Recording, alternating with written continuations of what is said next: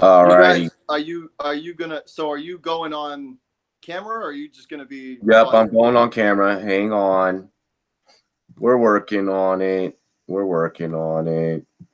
Hey, this CBS Sports ranking is very interesting Uh-oh. for We're running back. Very very interesting.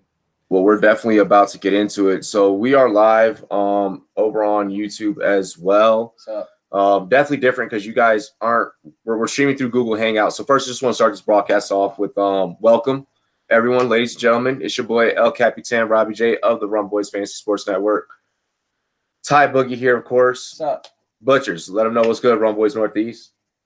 What is going on, YouTube and Sportscaster? How y'all doing? Welcome to this episode of Rumboyz.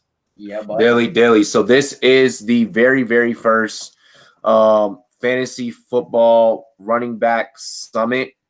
This is the very first time that we've ever done this. So this is unique for, I guess, like all parties included. Yeah, no, for sure. Oh yeah, definitely. Yeah.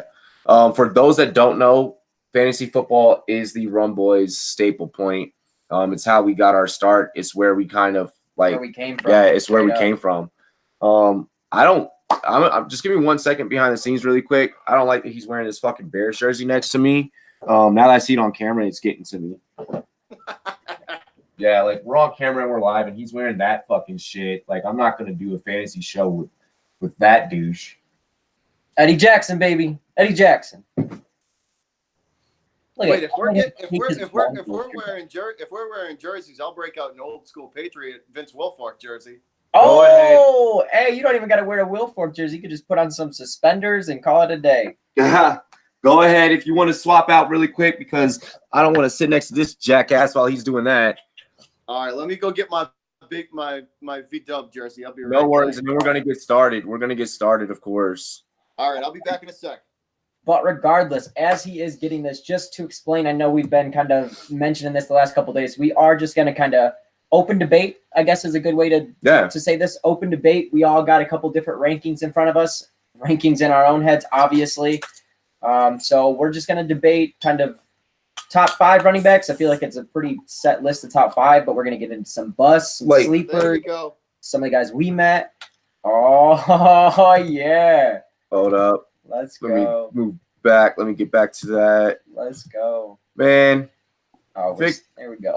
figuring this shit out. Okay. Yeah, but There we I go. like that. All righty. So everybody's suited and booted now. So I guess let's just kind of we're just gonna kind of dive into it.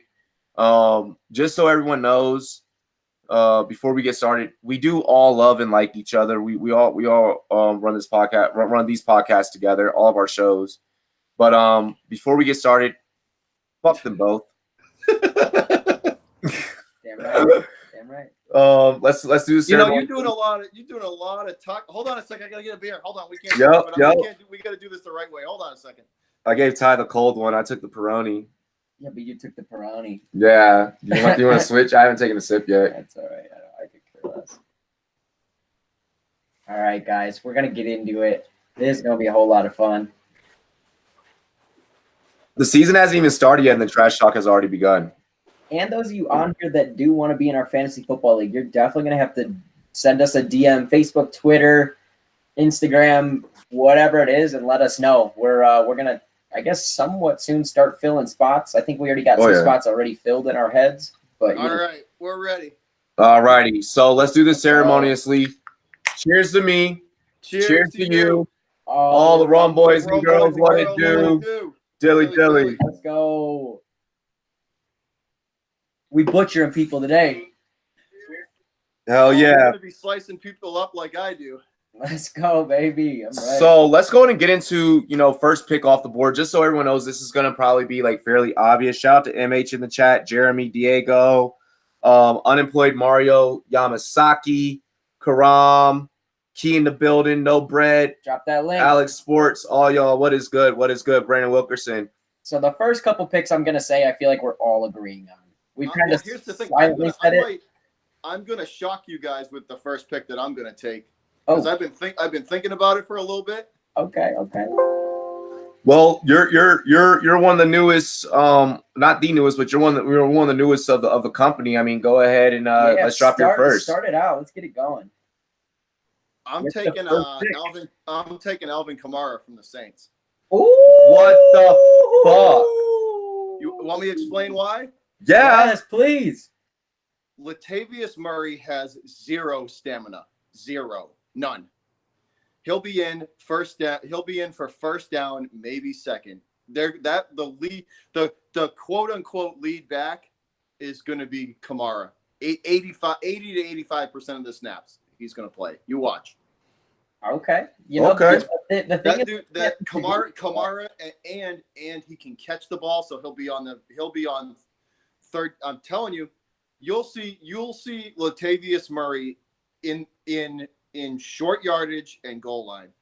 If they're 6 yards out from the goal line, it ain't going to be Murray in there. Kamara is going to be in there. So I'm taking Kamara first.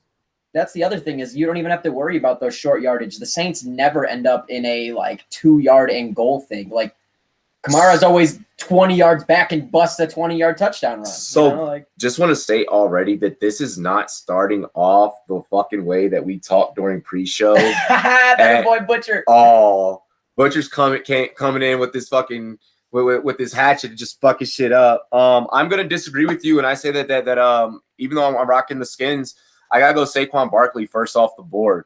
But they're the same running back though, same style. In a way, Barkley's a little more bowling ball. Yeah, Barkley. Once he gets it going, and once that power and that stamina gets going, I mean, he's just a fucking hamster on a wheel, dude. And he's younger. I'm taking Barkley, just a little bit younger. I'll be honest, my top 3 guys, in my opinion, if you get any of the top 3 running backs, I'm not going to hate you. Like if you take Kamara 1, if you take Barkley 1, I'm not going to hate you. I mean, let's do a top 5 and just run them down. I like do it that way. What's the if you had 5 running backs, your top 5, pick them up. Barkley, Ezekiel Elliott, Kamara, Melvin Gordon, depending on how healthy he stays. He's always a health. There's a lot of health factored into that one. And Christian McCaffrey. McCaffrey 4 over Melvin Gordon. So I'm going to go Barkley, Zeke, Kamara, CMC, and I'm honestly gonna elevate a guy up there, and I'm thinking James Conner. Like I like James Conner. Like Melvin Gordon, I feel like he might get an injury. Not wishing an injury on anybody, but this is fantasy football, so we gotta evaluate. Boy, going there, health is everything. Health is everything in fantasy football. Benny Snell is gonna touch the ball. Benny Snell gonna touch the ball. But I don't think that. I mean, he was one of the FBS rushing leaders. Well, what did you say? I believe it was like 3 years in a row. His O line. That's what I'm saying. He's not running. I mean, he's running behind an NFL O line, but I mean that UK O line was completely different. I don't think that he cuts into James Conner too much. Here's a question for you. Who's Conner's backup? Benny Snell. Is it Snell? Yeah. All right. So yeah, from Kentucky. And Conner was pretty healthy, so he's a good bet. Like the only time that he missed was remember when he twisted his ankle there. But it was towards the end of the season. Yeah. He'll play. I don't think health will be a problem for him. I think he's a solid top 7. Okay. Again, that's my 5. I have Melvin Gordon just above him. I have James Conner at 6.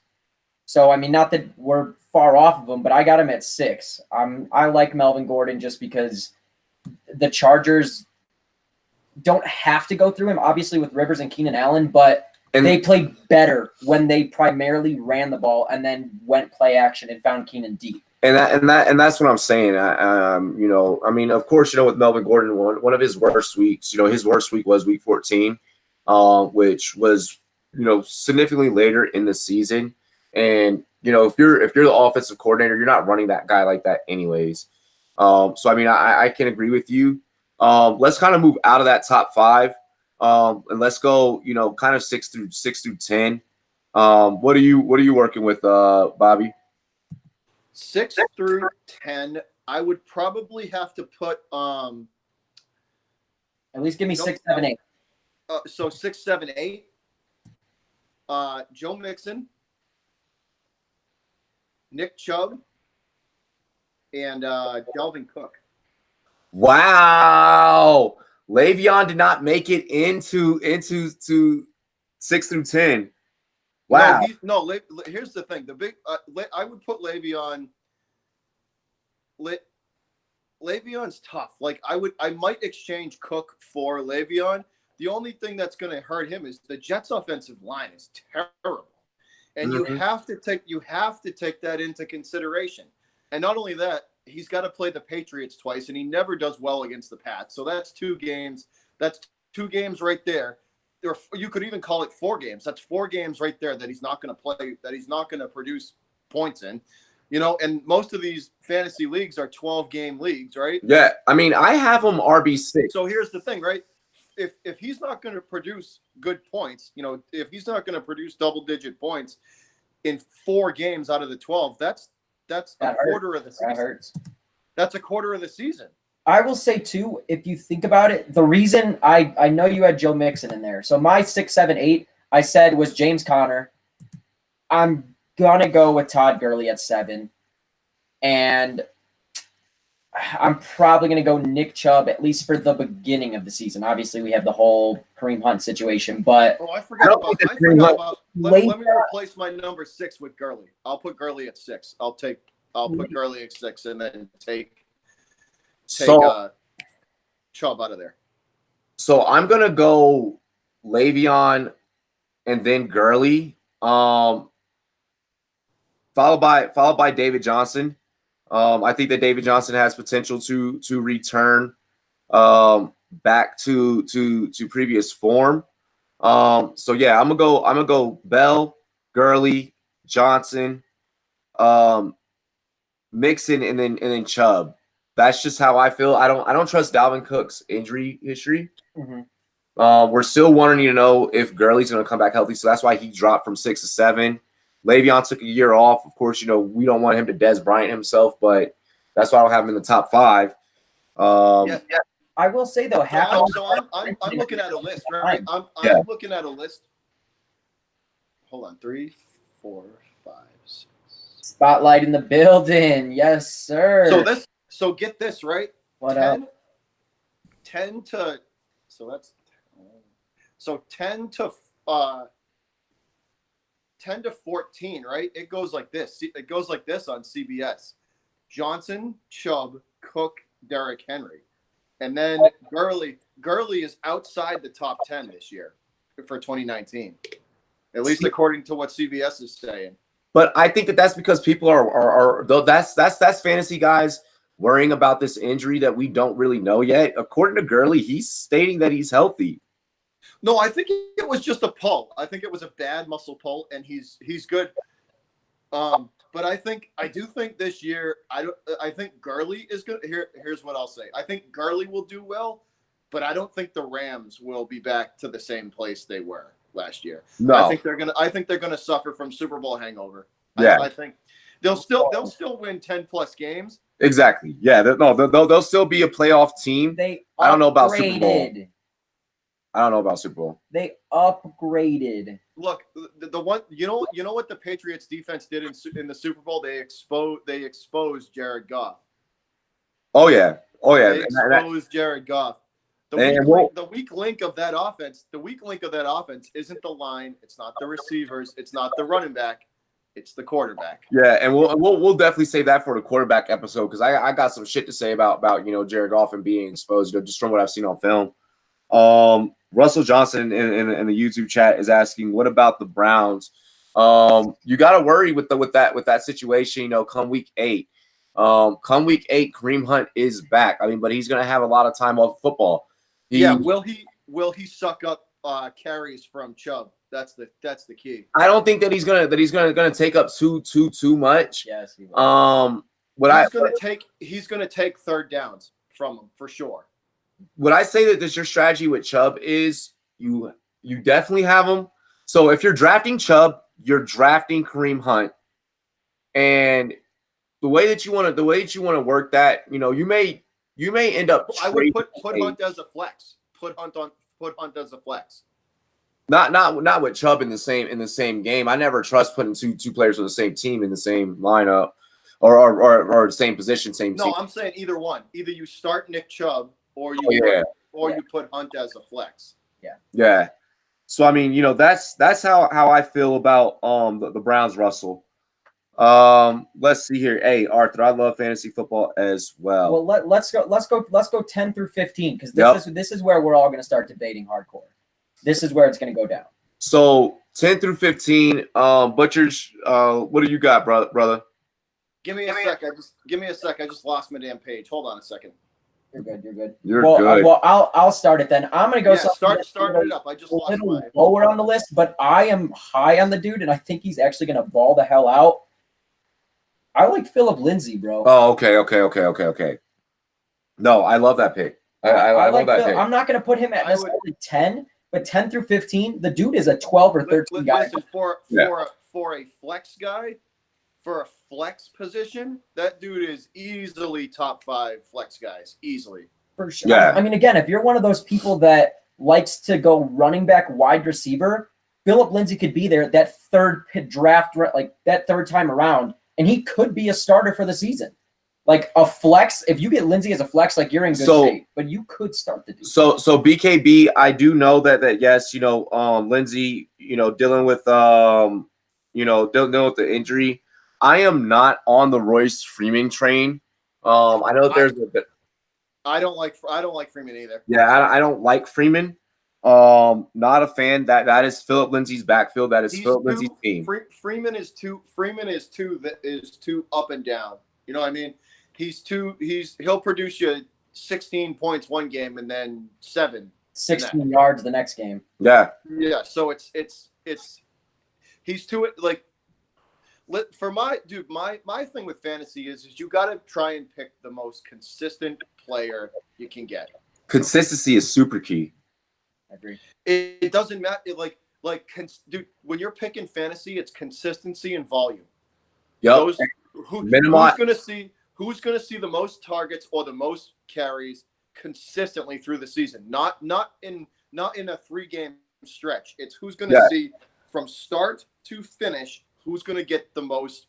You know what I mean? That's what you're picking. I don't need no Derrick Henry bullshit.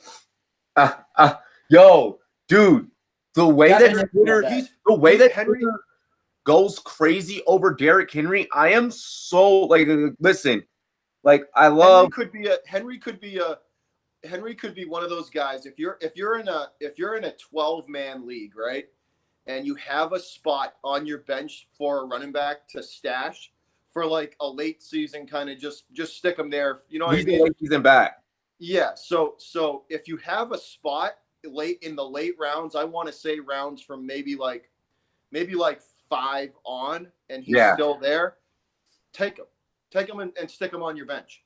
Oh yeah. And by the way, guys, I just want to let it be known, there's gonna be there's a lot of value and a lot of depth at this position. So I don't want people to go out there and be like, I have to go and get, you could go maybe round 4, maybe round 5 and get quality guys.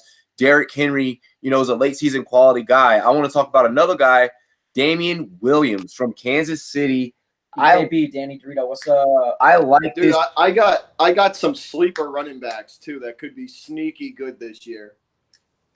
Yeah, I got Damian Williams as a complete workhorse. This is a guy that I had late in the season last year.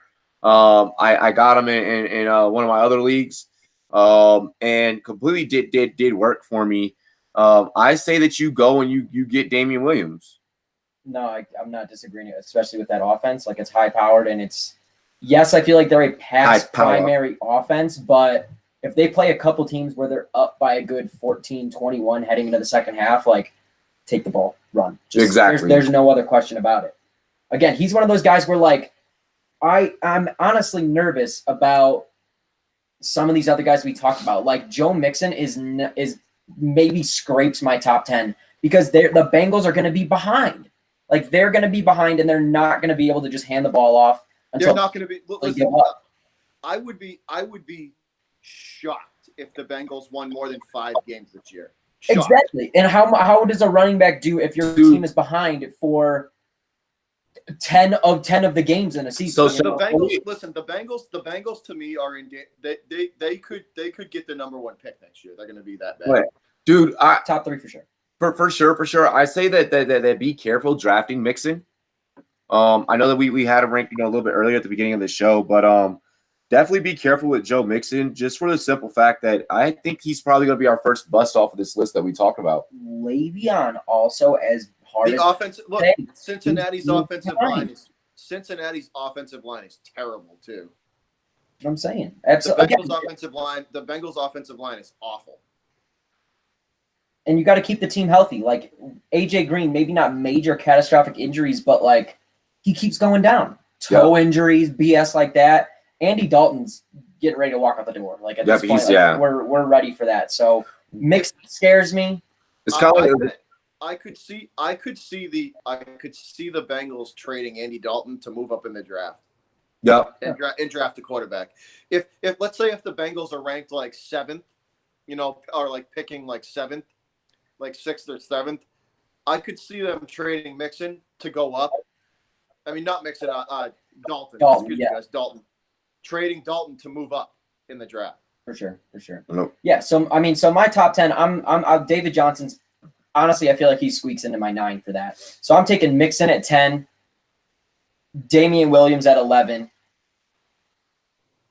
I think I like Dalvin Cook just enough to go 12. I feel like I like that. I'm bumping Phillip. Me and you got Cook at the same spot. Yep. I got him at 12. Lindsey's 13 for me. I like your list. Another guy that I gotta toss in there. I'm gonna be one of those guys, and I'm probably one of those guys on Twitter that you always one of those guys. When he starts it with I'm gonna be one of those guys, you might just like as much as I hate the Twitter Derrick Henry truthers. Stop. I'm gonna be a free Jones. Free Aaron Jones. Like that motherfucker last year was sick. I'm with that. I know, but listen. The Packers are too stupid to use him the way they should. Dude, Aaron Rodgers is just running the show. Yeah, bro. And Aaron Rodgers is a tool bag. So there you go. Thank you. Listen, I agree, but I gotta say for Aaron Jones fans out there, I do like his year. I do like Aaron Jones' skill set. I really do. Same. The guy runs hard. It's just he never got the opportunities last year. And do you really think he's going to get them this year with Aaron, especially with the dude? I think they don't have enough. It's the Packers are the Devontae Adams and Aaron Rodgers show every week. No, I agree.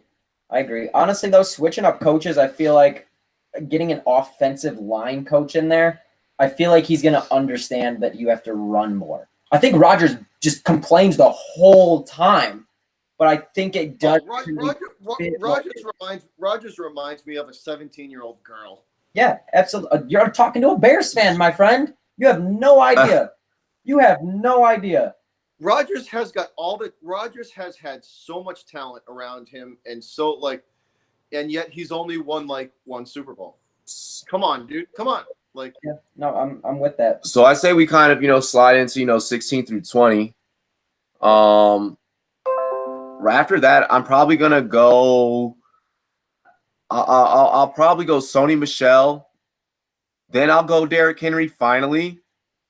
Mark Ingram. And then finally, I will finally put Leonard Fournette in the conversation. Fournette has scorned me so much in the past to where it's very hard for me to even want to discuss this guy. I'll put Fournette at so what are we going, 16 through 20? Yeah. Again, give her. Right. I mean, I'll do let's see. I'll go so 16, I'll put Mark Ingram in there. 17, Sony Michel. 18, Leonard Fournette. Mm-hmm. 19, Aaron Jones. And 20, the hell's that kid's name from Indianapolis? Marlon Mack. Marlon Mack. Marlon Mack. Yeah. No Jordan Love. I put DJ like right at my 10 spot. And I did not put Damian Williams above DJ. I like that. I like that list. I think my only difference with what Butcher said is honestly, I think I like Chris Carson from Seattle. I think I like the kid a little more. He was a hard-nosed running back. Yeah, but Seattle throws way too much. Seattle throws the ball way too much. They're gonna have to get back to running. It's just gonna have to be a thing. When they had the best Seattle team that they ever had was that year they made it to the Super Bowl against the Patriots because they had a battering ram of a running back in Marshawn Lynch. So why do you think they did so well that year? Because you had no choice but to respect the run, and they would just throw over the top of you. Carson falls down my list. I mean, I'm not saying the dude is my 16, but I would probably in a 16 to 20, I might throw him in there. I like him better than Kerryon Johnson for Detroit. Like again, Detroit. Oh, Kerryon Johnson is looking sick this year. Detroit is gonna be another Joe Mixon type shit where they're behind.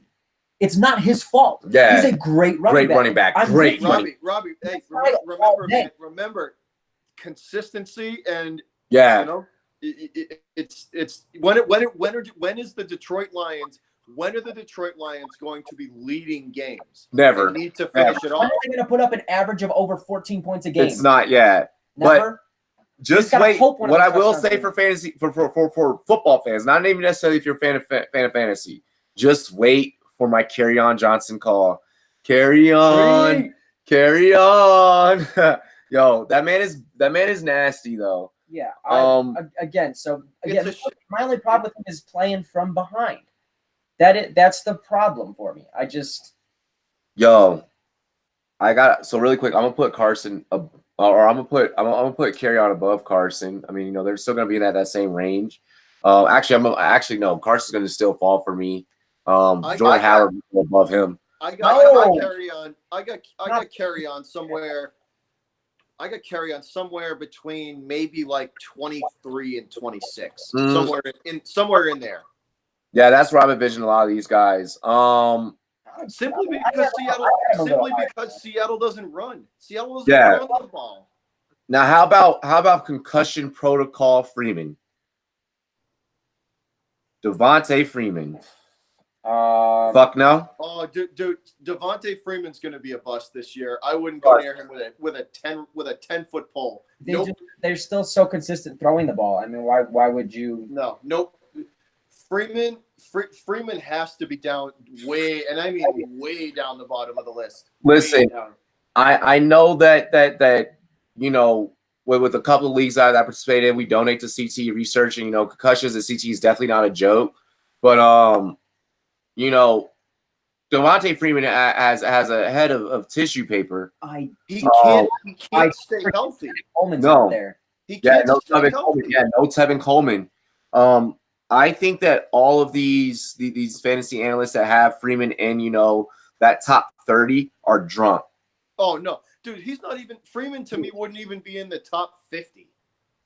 But he would be number 50. But the difference is Julio is not a goal line, go up and get the ball type player. So they will hand it to him. He might not get 100 yards a game, but he will score. So what you're saying is there's upside if he's healthy. Correct. Again, I'm not putting him 30, but the dude is for sure like 25 to 28 for me. Like I'm looking at my there's a lot of sleepers in the top 50 as well that could be real like really quick, or a few or like I'm looking down the list here on my list here, and there's a couple of guys that are just outside the top 50, but they're like serious sleepers, and I see one of them, and I go ahead. I see one that I could talk about. So Jordan Love, really quick. So far with these picks, these are picks that whether it is standard or PPR, you're gonna pretty much pick these guys in the top. I'm basing here. I'll say this: I'm basing all of my picks on standard league. Yeah, I'm basing all my picks today. My picks today are based on standard league because I definitely pick different if it was PPR. PPR, yeah. Now, what I will say, if there is a pick or a name that we come across, we will clarify. Like James White is a guy that I'm be like PPR, PPR, PPR. You know, PPR all day. James White. If you're in a PPR league and you don't have James White, there's something wrong with you.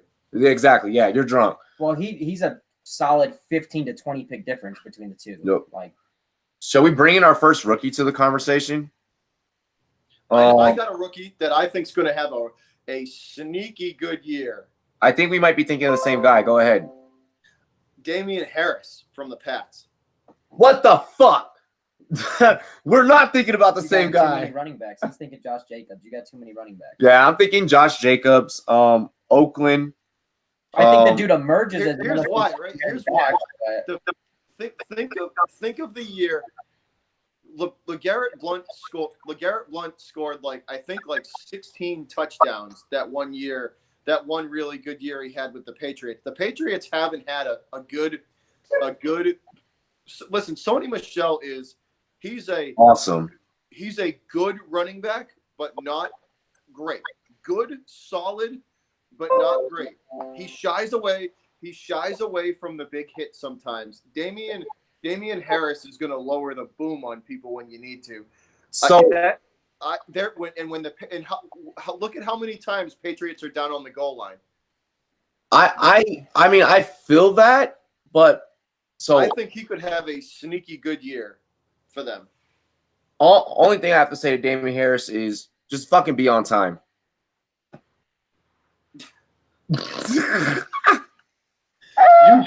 You jinxed him. Unfucking He said unreal. Like I don't have much to say around that one. In my opinion, for the Patriots running back, Sony Michel is basically a middle of the field type back. Like from the 35 to the 35, they want him in there trying to get those big yard runs, and he's going to play first and second down. Damian Harris is going to be third down and tough shit and the 20-yard line to the 20-yard line. And James White is James White, so the Patriots and Bill Belichick are going to be like, "Yo, go in. Catch this one. Go do you." But here's the thing. The biggest question for me this year is Sony Michel's role as a running back going to change? Because we all saw what he came out of Georgia. He came out of Georgia, correct? Yeah. Yeah.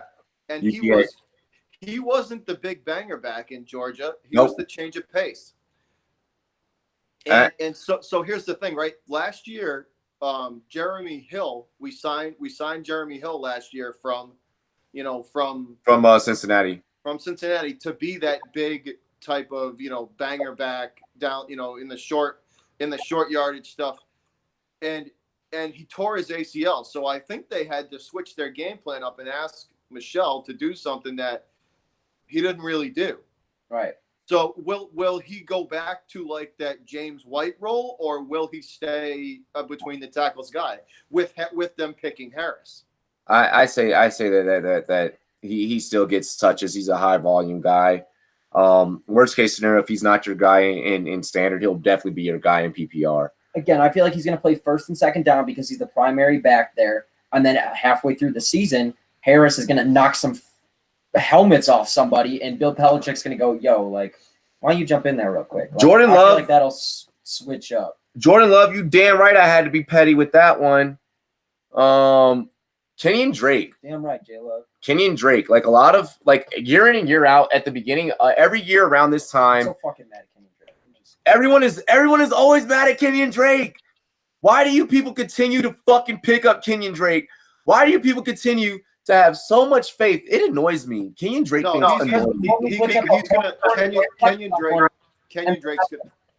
Drake's gonna be a bust. Kenyon Drake's gonna be a bust. I wouldn't go near that guy. And as much as I like Frank Gore, right? Mm-hmm. I wouldn't go near him either. He's another one I would completely stay away from. Frank Gore. If we're talking about guys to stay away from, TJ Yeldon is another one I wouldn't go near. Wow. Okay. Devontae Booker is another one that I would stay away from. Okay. I like Lindsey better than I like the other running backs ahead of Booker. I don't like I think you should stay away from him. So you know where we completely fucked up during this whole thing, this whole time? Where's that? We completely disregarded a guy who was a 1,000-yard rusher last year, who has already came out and stated that he will be a 2,000-yard rusher. Of course, this guy is 34 years old, so age is the reason why he slides down. Shit. Yep, I bought this man in the 8th round last year, and he carried me like all the fucking way. 3 running backs. Adrian Peterson. You have 3 running backs. AP, it's time to talk fucking AP. Listen, I don't think so, man. He'll be good. Like I said, he'll be another good one, but he's gonna split with Geis and so he's got to split it. He's got to split carries 3 ways. So the Washington backfield, if 100% healthy, I will agree with you guys on this. It looks a lot like the Philly backfield, where it's like so many running backs and anyone can touch the ball and anyone can go off. Because AP, he touches the ball, touch the Redskins running back. You're scared. Yeah, if AP touches the ball, you're worried. If Geis touches the ball, you're worried. Bryce Love touches the ball. I think that he's going to be a good, kind of third down guy. Here's a little insight on stuff from my team. A lot of Patriots players are tough to trust because Brady, he distributes. Yeah, he throws the ball to 9 different people every game. Yeah, I stay away from Patriots players. It's hard to one game James White will have 18 points in fantasy. The next week he could have 5. It's all Brady has always thrown to the open guy, whoever that is. It doesn't matter who it is. No, for sure. I mean, I love Atheist for the Cause's comment here. Kenyon Drake is already a bust. Never go for a guy going into his 4th year who didn't break out yet and is with his original team. Yeah, I completely agree. A lot of these guys, a lot of the teams now, they're going with this running back by committee. You know what I mean? Yeah. So you have to kind of like any of those teams that go with running back by committee. Even if it is Adrian Peterson, who had a really good year last year, it's hard to trust. It's hard to trust because you never know who's going to get the ball. It's a hard pick. And to second what you just stated, does it really suck? Or does that just mean that you have to be more skilled at drafting and waiver wire? It just means you have to football, and I watch Bryce Love run the entire 70 yards down the field, and then AP gets a 3-yard touchdown. I'm gonna. That sucks. Oh no, there's nothing, dude. There's nothing worse. There's nothing worse than having one guy drive you all the way down the field, and then they send him off for a breather, and some scrub scores the touchdown. Fuck that. Nothing is worse than a game of inches. The Bears. Nothing is worse than a game of inches. Bears. When it's the 4th quarter, you have 30 seconds left on the clock. You're up by 2 points, and the fucking quarterback that you have playing on that Monday night kneels down, and you lose that 2 points. Well, that's because your quarterback's an idiot. No, that's because they're all winning. Yeah, they're winning. You got to kneel it. So it's like, don't cut it that close. Yeah, just don't cut it that close. Let's move forward here. We're gonna let's talk about some backup because at this point we're at 30 something. Let's talk about solid backups that aren't running back by committee, but will come in on a day off maybe, or you need to pick up in a deep 16 whatever injury talks in case of like if you're in the tough when fantasy gets if you're in an 8-team league, like don't even come on, dude, like 8-team leagues are they're for amateurs. If you want to really test your fantasy skill, you got to go with a 10 to 12, because at 10 to 12 you really got to do your research. So look, first guy I want to talk about right there, if we're talking about kind of backups that are solid, Austin Eckler. I like. That's a backup. A solid flex guy who's not going to hurt you, but he might not. He's not going to put it this way. Austin Eckler is not going to help you win a game, but he's not going to hurt you either. Exactly. I like that. I like that take a lot. That's fire. He's not a consistent breakout back, but they like him. They play him enough. If you don't have a running back to plug in or somebody's hurt, he's a consistent 5. If Melvin Gordon gets hurt, put that up. If you have Melvin Gordon, if you draft Melvin Gordon, right? You have a spot in like the 6th or 8th round for Eckler, take him. Yeah, take him. Always take a handcuff. Gordon at some point in the season is going to need 2 to 3 games off. So I'm gonna bring a guy up that we did interview, and I'm gonna go ahead and say that Justice Hill. I think that Justice behind Mark Ingram, I think he's gonna go the fuck off. I mean, I'm not gonna discredit Gus Edwards, but I don't think that Gus Edwards is gonna be the guy. Yeah, but I like Hill over Edwards. Yeah, I like Hill over Edwards. Yeah, I like Hill over Edwards too. So another one we did interview that's obviously not on our list, but Pollard. I mean, we both loved him. Yes, I know what Ezekiel Elliott is. We get it. But they've already said they're going to long-term Zeke. They don't want to just go get an MVP, go do it like long-term Zeke. They've already said it multiple times, the Cowboys have. Pollard will touch the ball. Yeah, Pollard is going to touch the ball. Very interesting enough. You guys can even go on Tony Pollard's Instagram. Shout out to you, Tony. Thank you for showing us love. But you can go on Tony P's Instagram and like he's already kind of talking, friendly banter, but he's talking shit to Ezekiel Elliott. You gotta have that kind of mindset though. Yeah. Yo. Yep. People interrupting my shit and calling me while I'm live. What is that? Get up out of here. But yeah, Tony Pollard is the guy that I'm a fan of. I'm working here. Yeah. That's awesome.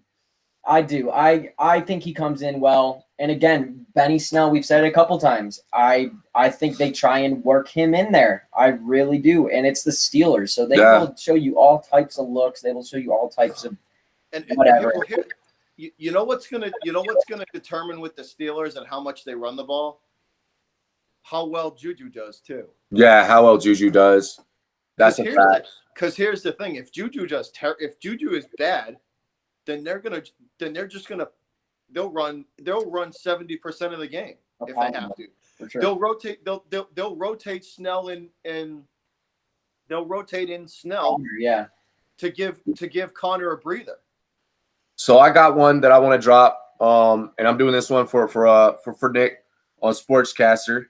The motor. Bills. Yeah, the Bills. Devin Singletary. I think Singletary is going to be a monster, a complete bowling ball, if you will. They'll just completely roll through guys.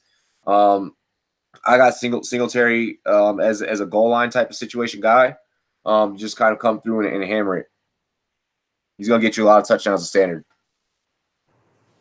I had him as a sleeper. Yeah, because McCoy.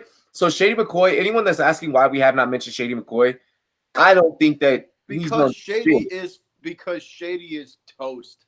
I think he's just lost his confidence in being a running back, and he just don't get him anymore. He was in Buffalo.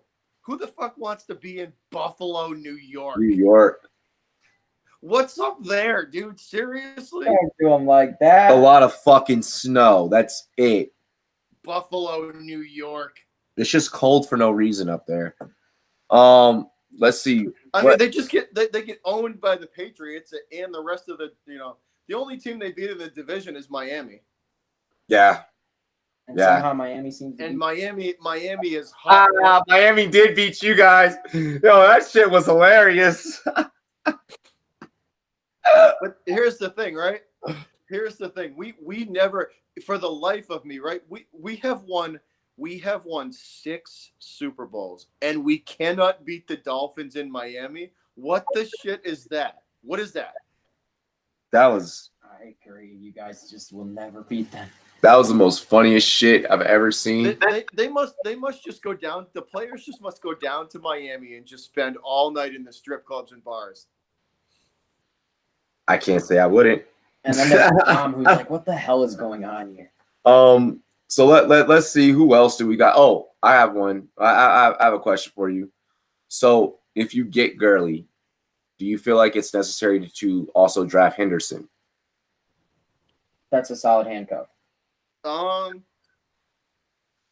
here's the thing: if you pick Gurley, you probably want to have a solid backup. You probably want to pick a solid backup as well. Any of these guys, like here's the thing: any of these guys that come from these teams that use them so much, like even Zeke, right? Zeke and Barkley are machines. Yeah. When it comes to running the ball, but you have to have I carry 4 running backs. Yeah, I always carry 4. Four, and then I pick two flex guys that I can rotate in and out. You know, so I could rotate that 4th running back as a flex, or I have my 2 flex guys. You know what I mean? But you need to have a solid 1 or 2 backups for these guys that you can trust.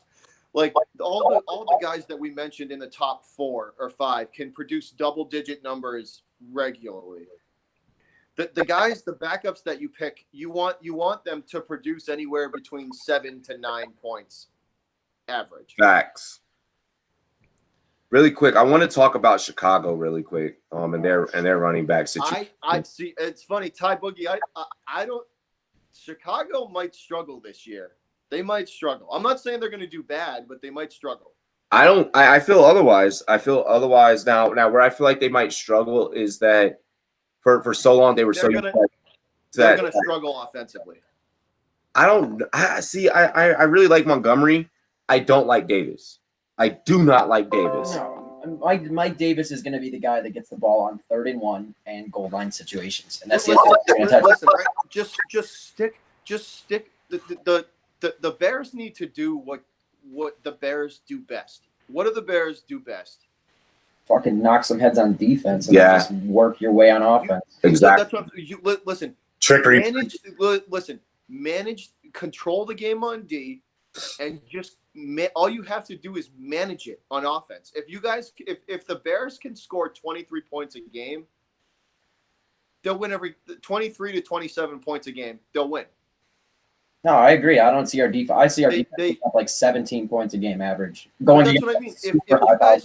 If you guys can score 27 points a game, 23, 27 points a game, you're going to be in every game. Your defense is that good. And our defense can score points too. That's the thing. Like, I think for Chicago, it takes them a while to figure out their backfield situation, but eventually throughout the season, probably by like week 5, week 6, they finally have their identity, and then it's going to be Montgomery.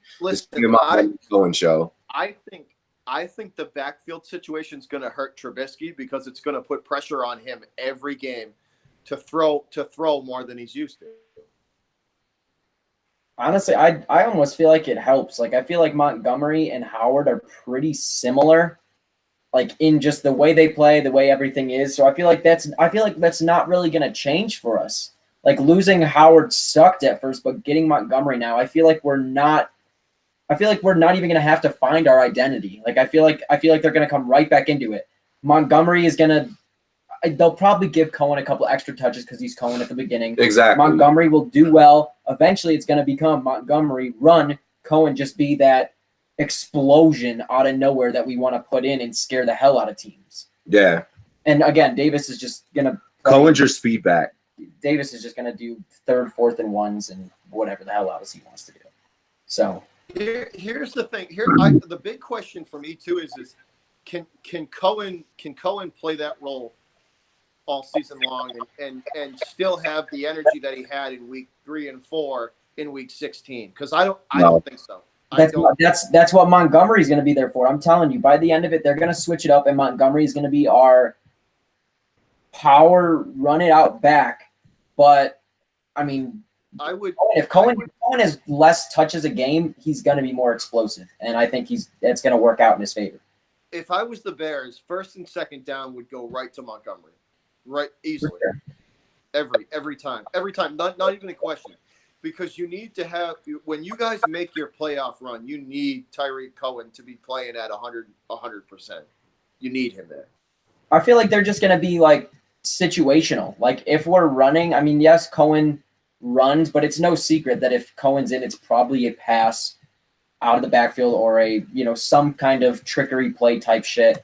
And if Montgomery's in, I feel like it's a primary run, which I'm okay with. I mean, as long as it doesn't end up having teams just figure it out and kill us, because obviously at some points it could do that. But I like Cohen. Honestly, I think the dude is going to be good in fantasy football. Again, I'm not putting him top 10, top 15, but he's draftable.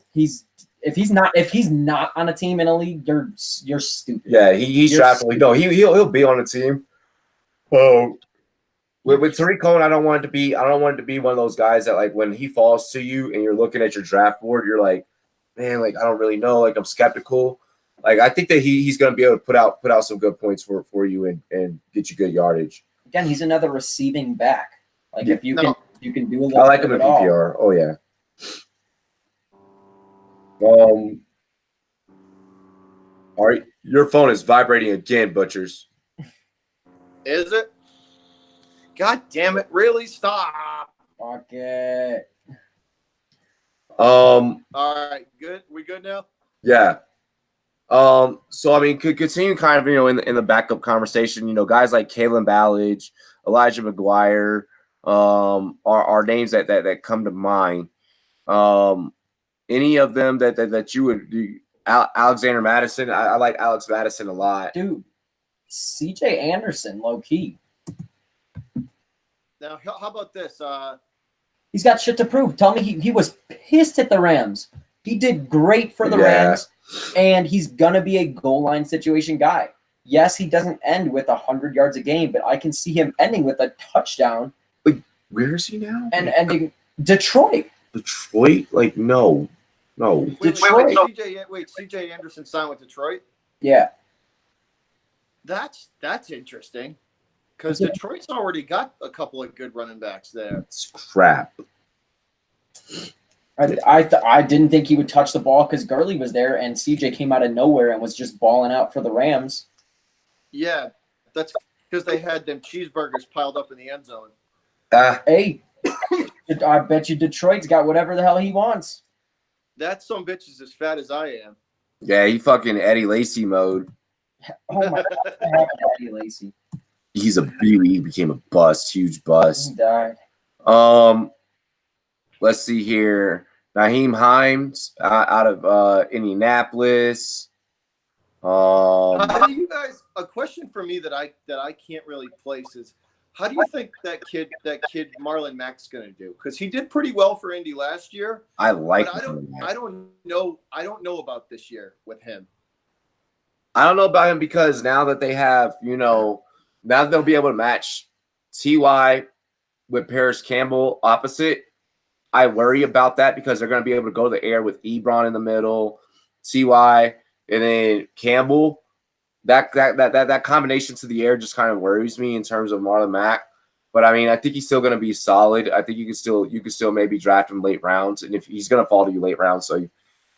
I think he's a solid backup, but I don't think I would start him because of the consistency issue. He's a bye week guy. My thing is, honestly, I do like the dude because I'm going to say the opposite of what I've been saying about Mixon.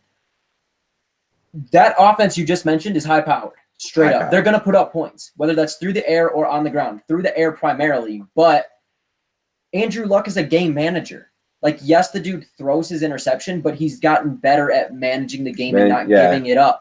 They'll be ahead, be it just 3, 7, 10 points, but he will get the ball to run. Almost every first down when they're up, they're going to run it and then worry about passing. But they should be up in most games. Indy has been the quiet playoff team the last exactly however long. Like, they win games, and they have to run the ball to hold that. I like Mac. Yeah. I like Mac. Yeah, with Luck healthy, I like Mac. I mean, hell, even when they had, I just like Mac overall. Yeah, he's a solid top 20 running back, probably. Is Bryce Love draftable? Don't draft any Redskins running back. The only Redskins running back that you should be looking, there's only 2 that you should be looking to draft, and that'd be Geis and AP. If they're on the board, you go for them. I had Geis as a sleeper this year. He's gonna be a serious sleeper. My homie was at OTAs with the freaking Redskins Infinity Stone gauntlet on his hand. I know. I saw that. I saw that. Dog, like he's ready.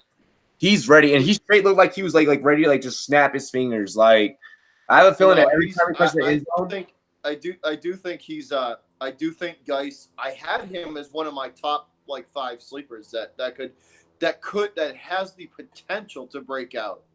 You know what I think is going to determine how well Geis does this year. What's up?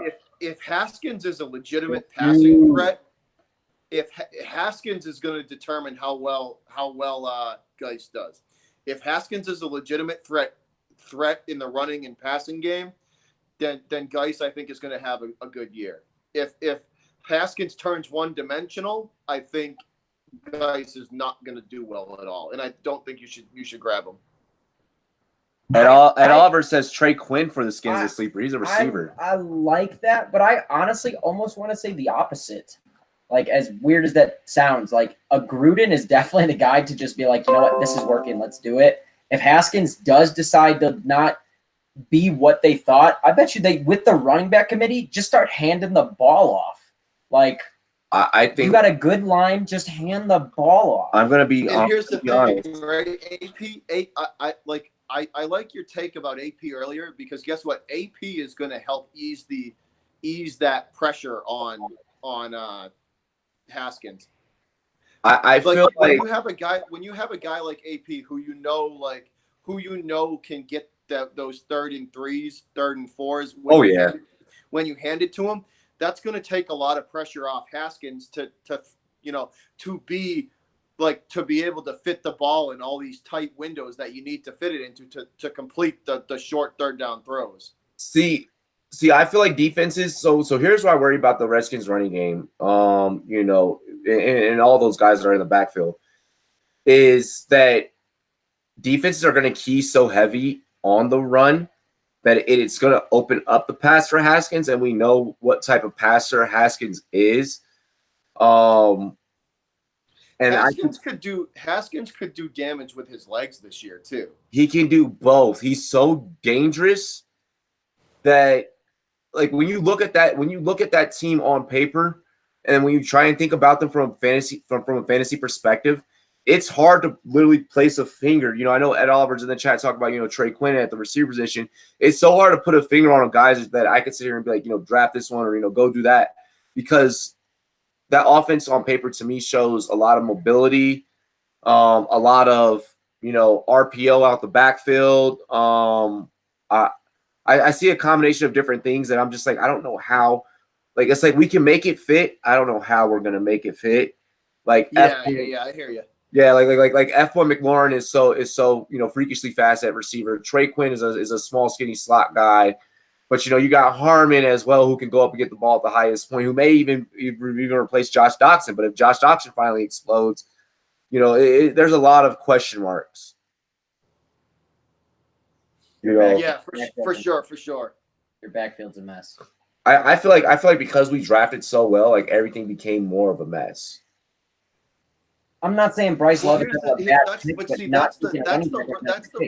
that's the risk you run when you draft a bunch of talent is now like this is why I was saying earlier the Patriots for fantasy you're probably they're a tough pick because you never know who's gonna have a breakout game for them. You never know. The only safe pick ever. Yeah. But that's what I mean. They're never Patriots players are hard to pick in fantasy because you never know who's gonna have the good game. And it's never consistent. It's all like look at it. Like James White could go off for 20 points one week, when he catches like four wheel route touchdown passes from Brady, right? 30 yards, right. But that's what I mean. And then like next week, and N'Keal Harry could catch three touchdowns from Tom. And it's like you never know. Like that's the tough part about these. Like another team that distributes it's around. Is kind of like the Patriots. I want to say like, oh God, it's the Steelers are probably like that too because one week Connor could go off. Yeah. And then the next one is like if you're looking like inconsistent wise, I would probably go with like the Lions or the Texans, because you never know who's going to score for them either. I mean, with the Texans, I feel like like Hopkins. First off, yeah, Hopkins. He's a guy. Lamar Miller. Yeah, he'll get his touches, but he'll get his touches, but like here's the thing: how many times last year did you see Hopkins get robbed of touchdowns down by the goal line? He would get them there, and then they'd throw to some scrub tight end or have like Alfred Blue run a 2-yard touchdown. Like W the fuck is that, dude? Yeah, yo, like I fucking hated that. I was like, yo, because I had Lamar Miller, and I was like, yo, this is bullshit. This dude, yes, sir. Those are both in our top five. They're in all of our top five. I have learned the hard way the last 2 seasons. I have drafted Lamar Miller. I drafted him 2 years ago as a backup, and I drafted him last year as a starter, thinking that he would be able to do well in the Texans offense. And I've learned the hard way. Look up his career average, per carry career. It's like 2.9. It's terrible. Yeah, it's awful. It's awful. It's terrible. I mean, he'll get like 20 touches a game, but he gets like 70 yards out of those 20 touches because he doesn't get over 3 yards a carry. Lamar Miller sucks. No, he was as soon as he got drafted to the Texans, it was. I don't know what happened, but he just something happened where his the explosiveness just was not there. It wasn't even there in Miami. Ed Oliver. So Thompson, in terms of fantasy, being that we are talking about fantasy right now, yeah, he's a third down beast, but he's also a guy that you go get in PPR. He's purely only a PPR running back. You do not get. Listen, I would not touch Chris Thompson. If there was a 15th round in this thing, I wouldn't touch him. Fuck no. Injury guy. He cannot. He's another one of those small, shifty running backs that's made of glass. And as soon as he gets hit the wrong way, or plants his foot wrong, and sprains an ankle and is out for a month, that's the type of stuff that happens to him. It's not all his fault, but that's the type of stuff that happens to Thompson. No, I agree. I agree 100% with the Chris Thompson. And when we get into tight end, when we get into tight ends, Jordan Reed is the same way. Awesome, awesome talent. When he's on the field for the Redskins, watch out, And when he gets the ball, watch out. But it's the health. Like the guy just cannot stay on the field for more than 9-10 games. Facts. Again, if you guys had Jordan Reed for consistently a 16-game season, it would be the Redskins offense would be a serious threat. A significantly different story. Who else have we neglected to break down? I want to make sure that we don't neglect to break down someone that is important. I get there's some guys people just aren't going to draft, so I don't want to go into. Have we talked about Josh Jacobs? I know you kind of just briefly hit. Yeah, it. So Josh Jacobs. Yeah, no, we definitely should probably embellish a little bit more on Josh Jacobs. I think he's going to get some solid ass carries, especially with AB just being a threat deep. They can't afford to come up to the line. Anybody that plays. What about Le'Veon Bell, man? Is there just too much risk involved in taking him early? I'd be skeptical. He'd probably if I have one of the first round picks, he's not coming off my board in the first round. Here's my take. If you're picking 5th or 6th, maybe 7th, and he's still there, that's when the pressure's on. Take him. Take him at 5, 6, 7. Hey, Ed Oliver, Redskins fan Ed Oliver said, Butcher's Block, you doing a networking stream anytime soon? Yeah. Fuck no. By the way, Ed Oliver, I am a big fan of his channel. I like his channel. Even though I am a Patriot fan, I am a fan of his. I like Ed Oliver's stuff a lot. I wish Ed Oliver would consider becoming Rumboyz DC. Oh, that would be spectacular. You know, just kind of throwing it out there, man. Just throwing it out there since you're watching the show right now. I'll be honest, I'm not taking Le'Veon at 7. If I have a 7th pick, I'm not taking Le'Veon. I feel like strategically speaking, like I could probably get away with maybe letting Le'Veon slip to like the 2nd round. Here's where I would feel comfortable. Yeah. I would feel comfortable picking Le'Veon at like 12. In between 8 and somewhere between 8 and 10. I'm going 9 to 12. I'm going 9 to 12. I just don't like the Jets' offensive line is terrible. Terrible. It's so bad. Well, again, I know we're just doing running backs, but I mean, we all have a solid top 5, right? We all had agreed at a solid top 5, and it didn't include Le'Veon. Maybe at the very end, but like none of us included Le'Veon. So you're already 5 picks in. Tell me you're not taking Odell over him. Tell me you're not taking Hopkins over him. Tell me someone out in the world isn't going to take Patrick Mahomes. Listen, if it was coming down to it, right? That's usually a rookie. That's when I pick my fantasy, I usually go receiver, running back for the first 4. That way you get guys, you know, you're talking about guys that are in the top 20 or in the top 15, you know, probably in the top 20 to 30 that can produce good for you. Because here's the thing. You can't just go, if you go double up, you better, if you're going to double up, here's my advice. If you're going to double up, you better have a pick. Like, let's say you have the 2nd and 5th pick, then you can double up. If you're like picking like 1st and then 9th or 1st and then 8th, you need a running back and you need 2 different points. Yeah, you need a balance. This is the only way I would double up. And if you have 2 picks that are very close and they're in the top 10. I'm talking like maybe even the top 7. So if you have pick 1 and pick 5, yeah, double it up. Double it up. Absolutely. Again, it's got to be too good to be true. Like I would never try and take back-to-back receivers, but like if you have Hopkins and like Odell or somebody like that sitting there, like it's. It also depends on who else is picking too, and the positions that everybody else picks too. Like let's say, if you're looking at the draft and you're going, well, 3 people ahead of me. Like let's say you have pick 2 and pick 6, and the 3 people in between you have picked all running back or all receiver.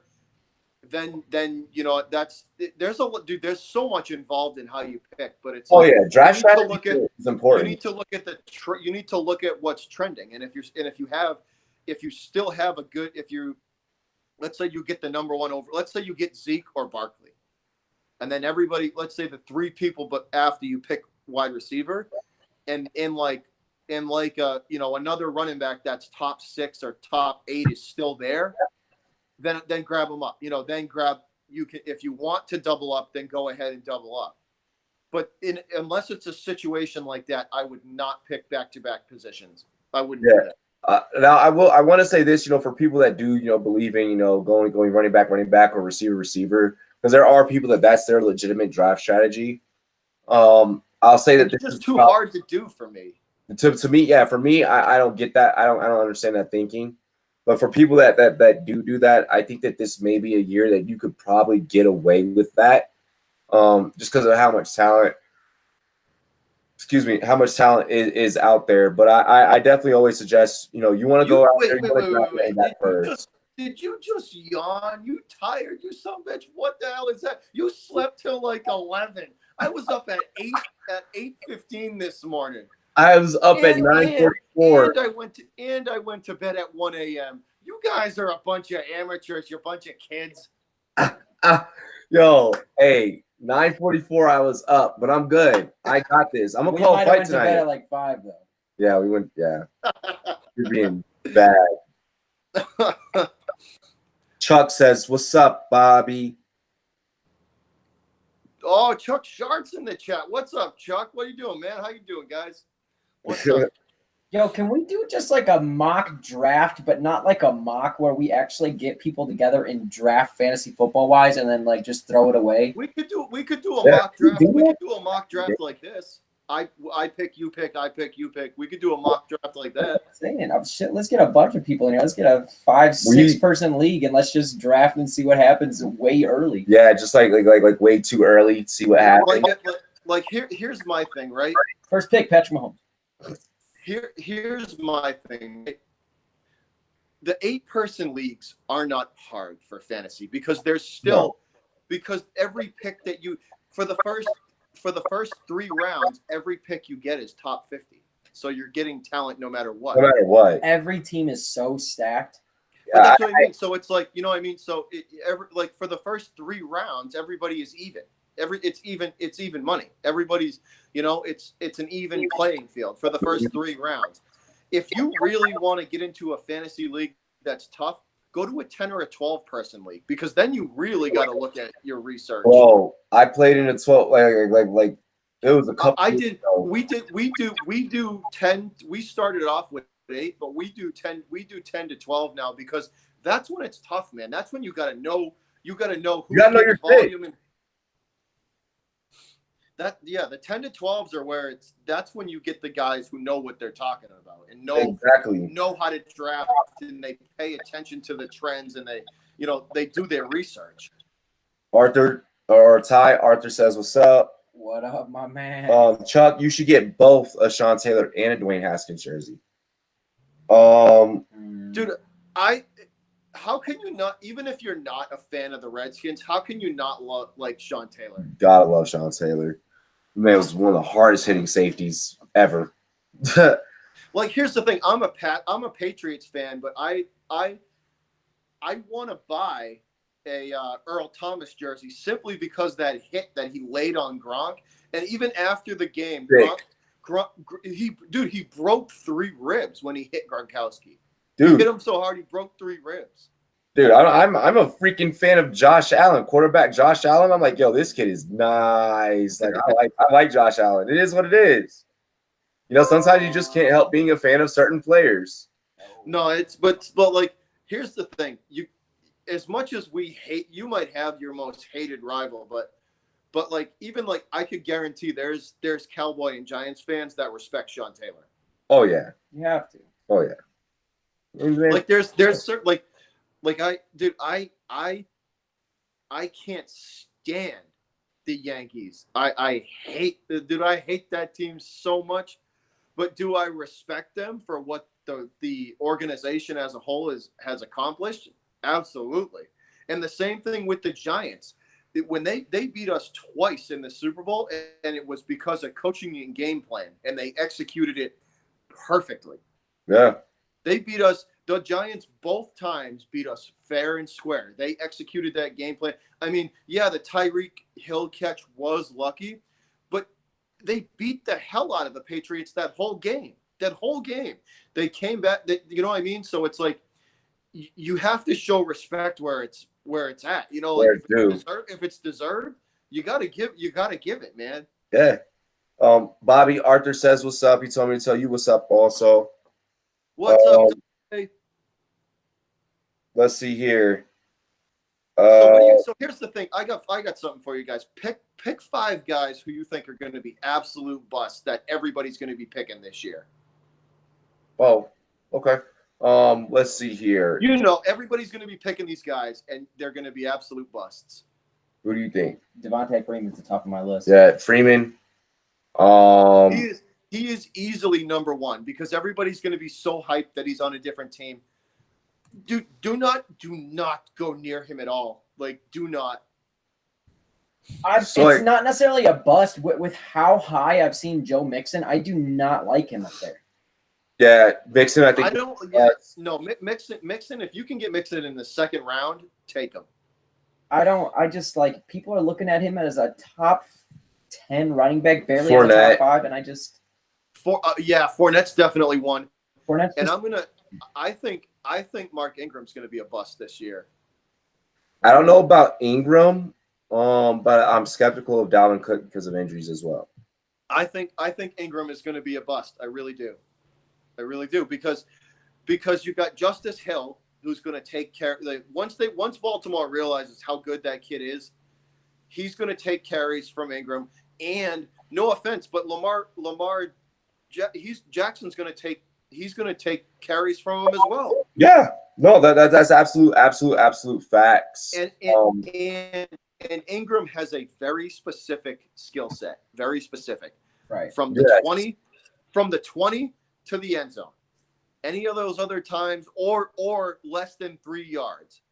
And that's what the Saints figured out. Like if you remember before Kamara kind of came on the scene, people slept on Ingram, and Ingram was not like that great. And fantasy fans were upset for having Ingram and him not producing. There's a lot of gripe over Ingram, so I could see that. Well, I could see that. Like the Kamara's like if I was the Saints, I would have just like listen, Ingram's great short yardage. Like he's a banger back. He's a pinball man. He bounces off, like it's hard to tackle him. He bounces off of everybody. But it's like it's just it's a tough spot to be in though. Like here's the thing. He might not be a bust, but I don't trust him. I would not trust him to take him on, to put him on the roster. He have the confidence. He's not a starter at all in my book. Yeah, he's a guy that I'm not gonna lie, Mark Ingram is a guy that I've always avoided trying to draft, and I've always been fine avoiding him. Just because I've either A, had other options, or B, it's like, Here's the thing too. The Redskins coaching isn't as good as the Saints. And the Saints knew what Ingram was good at, and they capitalized on it and maximized. Or you mean the Ravens? Well, I mean, no. Listen, the Saints coaching, they knew what he was good at. Yeah, they capitalized on it. Now that he's on the Ravens, the Ravens coaching staff isn't as. They're not going to be able to be like, well, guess what? This is his niche, and we're going to keep him in that niche and just use him and let him utilize his talent and skill set. They're going to try and put him in positions where I don't think he's going to succeed. Exactly. Yeah, I don't think. Yeah, no, 100%. I can agree there. I just don't think they're gonna. I don't think they're gonna. The Ravens are gonna be able to maximize his success like the Saints did. Especially after some of the pieces that they lost defensively. Some of the pieces that they lost defensively, I think it's going to end up forcing the offense to be on the field a lot more.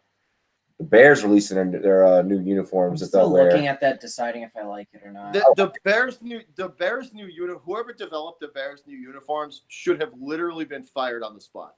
Like they should have brought that to the seat. Like they should have walked into the dude's office and they should have fired him on the spot. See, I like. Dude looked like a circus clown. I liked him. I liked him. I was like, yo, these shows are kind of vicious. No, dude. I hope they 50-50. Either I hope they come out opening day like that so I can laugh at their ass. Yeah, thanks. I don't know how I feel about it either. I'm still. I am definitely not a fan. I don't like. But see, like, here's the thing. I don't like NFL uniforms that look like colleges. I don't like that. Okay, I can see that. Like, I don't like the Jets. Like the Jets' new uniform. The only jersey for the Jets that looks good for their new uniforms is the black one, the black and green one. Yeah. It just looks like they look like the Oregon Ducks uniforms. You know what I mean? So really quick, I know there's. So do you guys have any other? So if you had to, like I said, pick your 5. So your 5 busts. Who do you think? Who you got? Pretty much. Just running backs. I'm going Freeman. I mean, again, Freeman's probably the easiest one to pick. I like Fournette being in that list because he's going to get hurt again. He's going to pull something again because it's Fournette. I mean, I think Dalvin Cook could even be there. Kenyon Drake is obviously a bust. Yep. Don't even go near him. I hate Derrick Henry. So, like. Really? Dude, I cannot. I consistency is key. We've said it 10 times. Yeah. I hate someone that runs for 30 yards in half the season. Derrick Henry is someone that And you then draft in runs for daily 140. fantasy. Yes, absolutely. That's Robbie. That's a good point, man. If you have daily fantasy and you can kind of watch the trends, he is an excellent daily fantasy pickup. Absolutely. He's a DFS guy. Let's see here. Nick Howard says Gurley should not be picked early. He says Fournette, Beasley, DK, Stafford, and Rams defense going to be bust. Gurley should not be picked. So Gurley is one of those guys that you're going to pick early no matter what. Simply because you know, simply because of the volume. You know he's going to get the ball 20 times, 18 to 25 times a game. You know he's going to get the ball. That's a pick that you're probably, you may regret later on. And the potential in those 18 carries is off the charts. Like it just is. Especially if they have their passing game going. I mean, Gurley's just running through people at that point. Like he won't get touched till 6 yards deep. All right, so if we're going busts, right? Mine would be my running backs that I would stay away from would be David Johnson from Arizona because their offensive line is still a disaster. Still a disaster. Okay. David Johnson from Arizona, I would stay unless you get him in a late round. Like I'm talking like round, 3 or 4. Mm-hmm. Stay away from him. I'd stay away from Johnson. I would definitely be real sketchy with Derrick Henry because of the inconsistencies. Carson for Seattle, I would definitely stay away from just because of once again of the inconsistencies in the offense.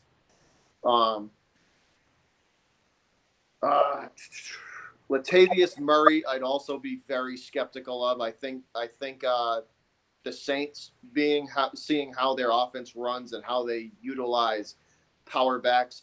He might vulture a touchdown here or there from people, but I don't think he's going to consistently produce for you. So I would, and he's never look at last year. He never really, the last 2 or 3 years, he's never been a real top producer. So it's like, it's always been inconsistent. So I would stay away from Murray as well.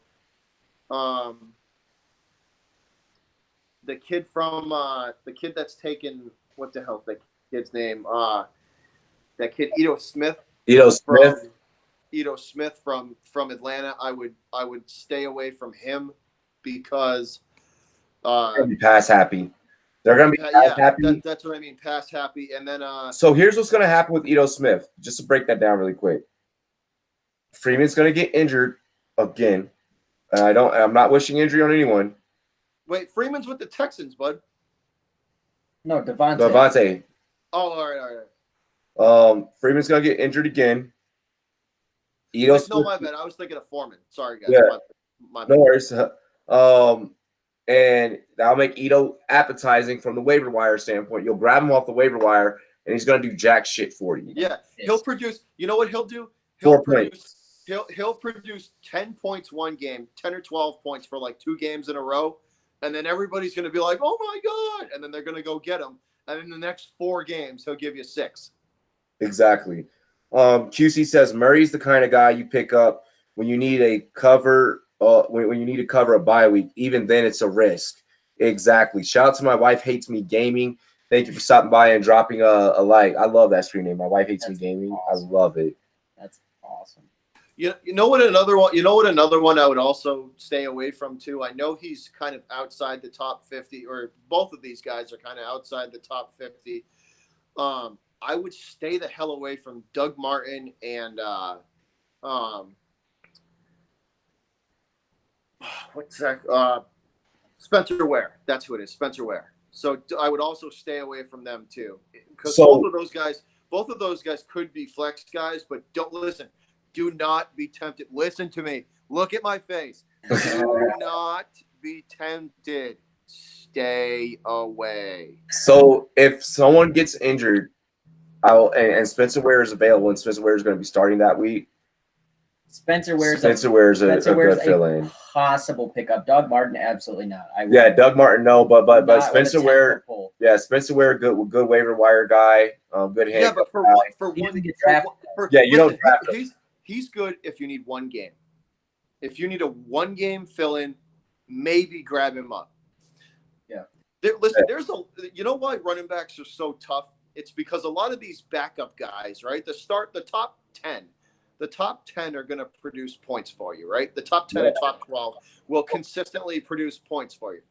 Their backups, you got to pick back. Like the toughest part is picking a backup that is not going to kill you in fantasy, but it won't. But like I said before, you got to pick a guy that's not going to kill you, but he's not going to win you the game either. So, out of probably there's probably 15 guys that will do that. So like, you know, and some of those guys are going to get taken higher than they should be because of the hype. So you're probably looking at like 8 guys. So you got to figure out which one of those 8 guys is the best fit for your team. No, 100%. It's not easy. I got a name. Hold up. I got a name we haven't talked about. I mean, we mentioned Tevin Coleman, but we haven't talked about if he's going to do anything for San Francisco. I mean, Jimmy G's coming back.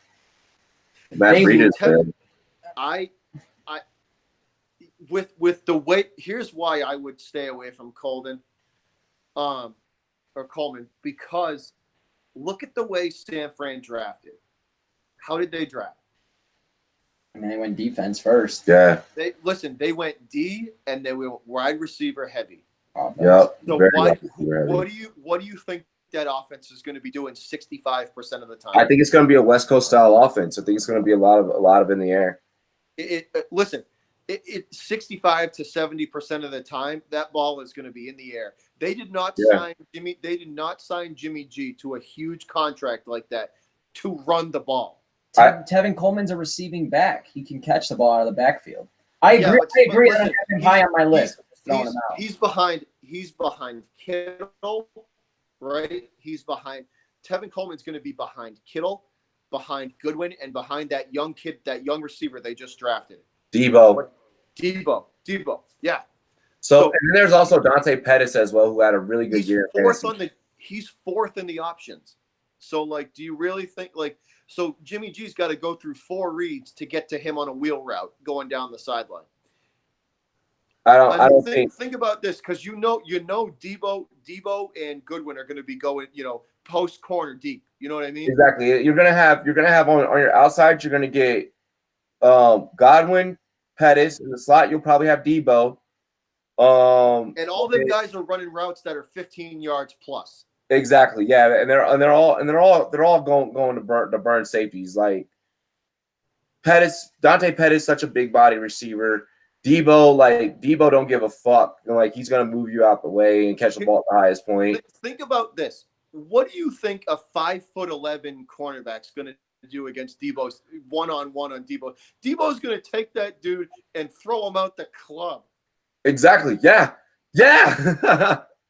Shout out to Debo Samuel. It's Friday. We got jobs. We got an interview to do. Shout out to Debo.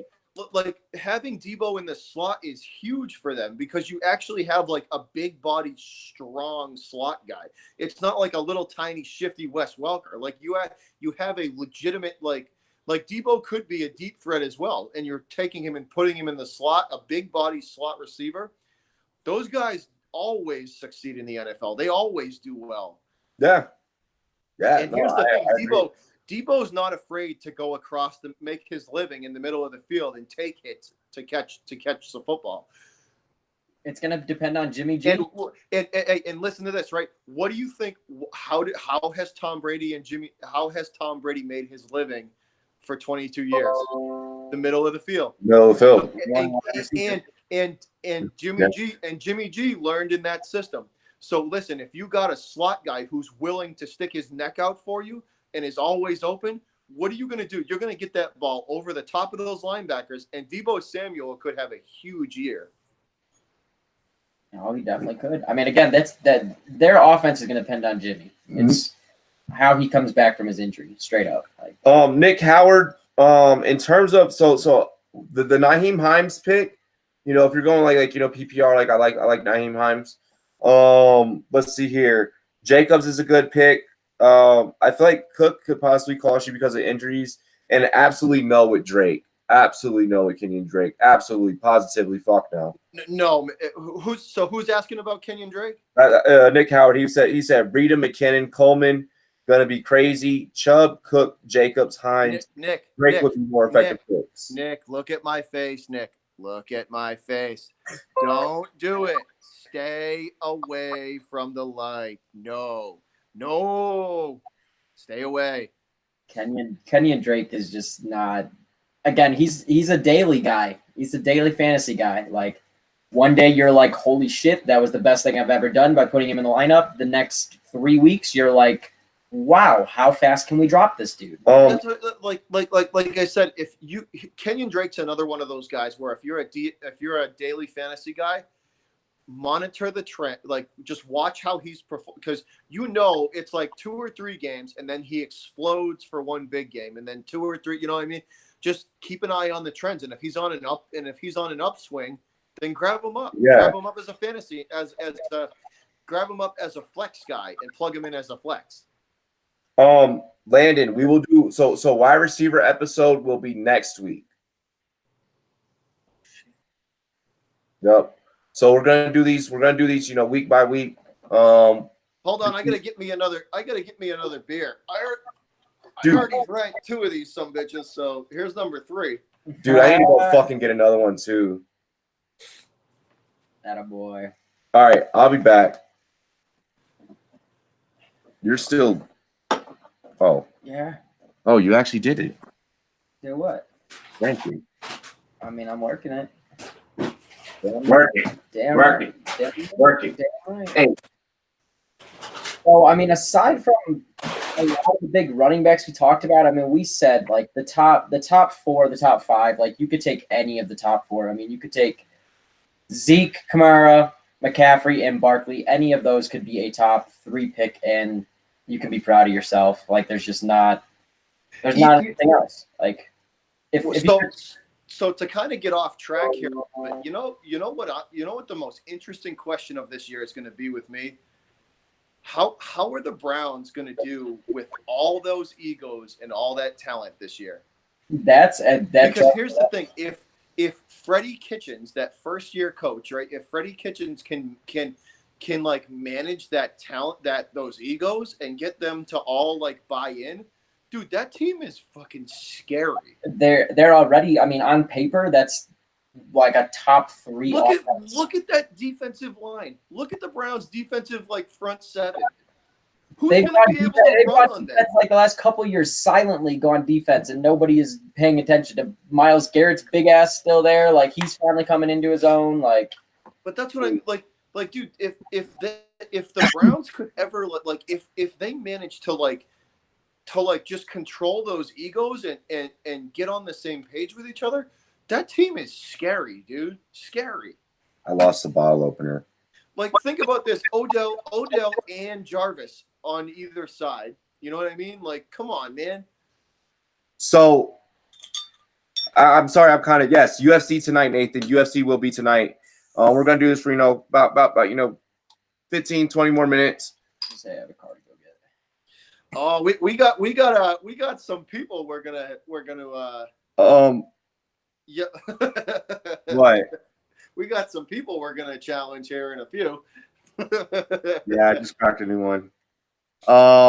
So we kind of just shitted on the team. We didn't even like mention them.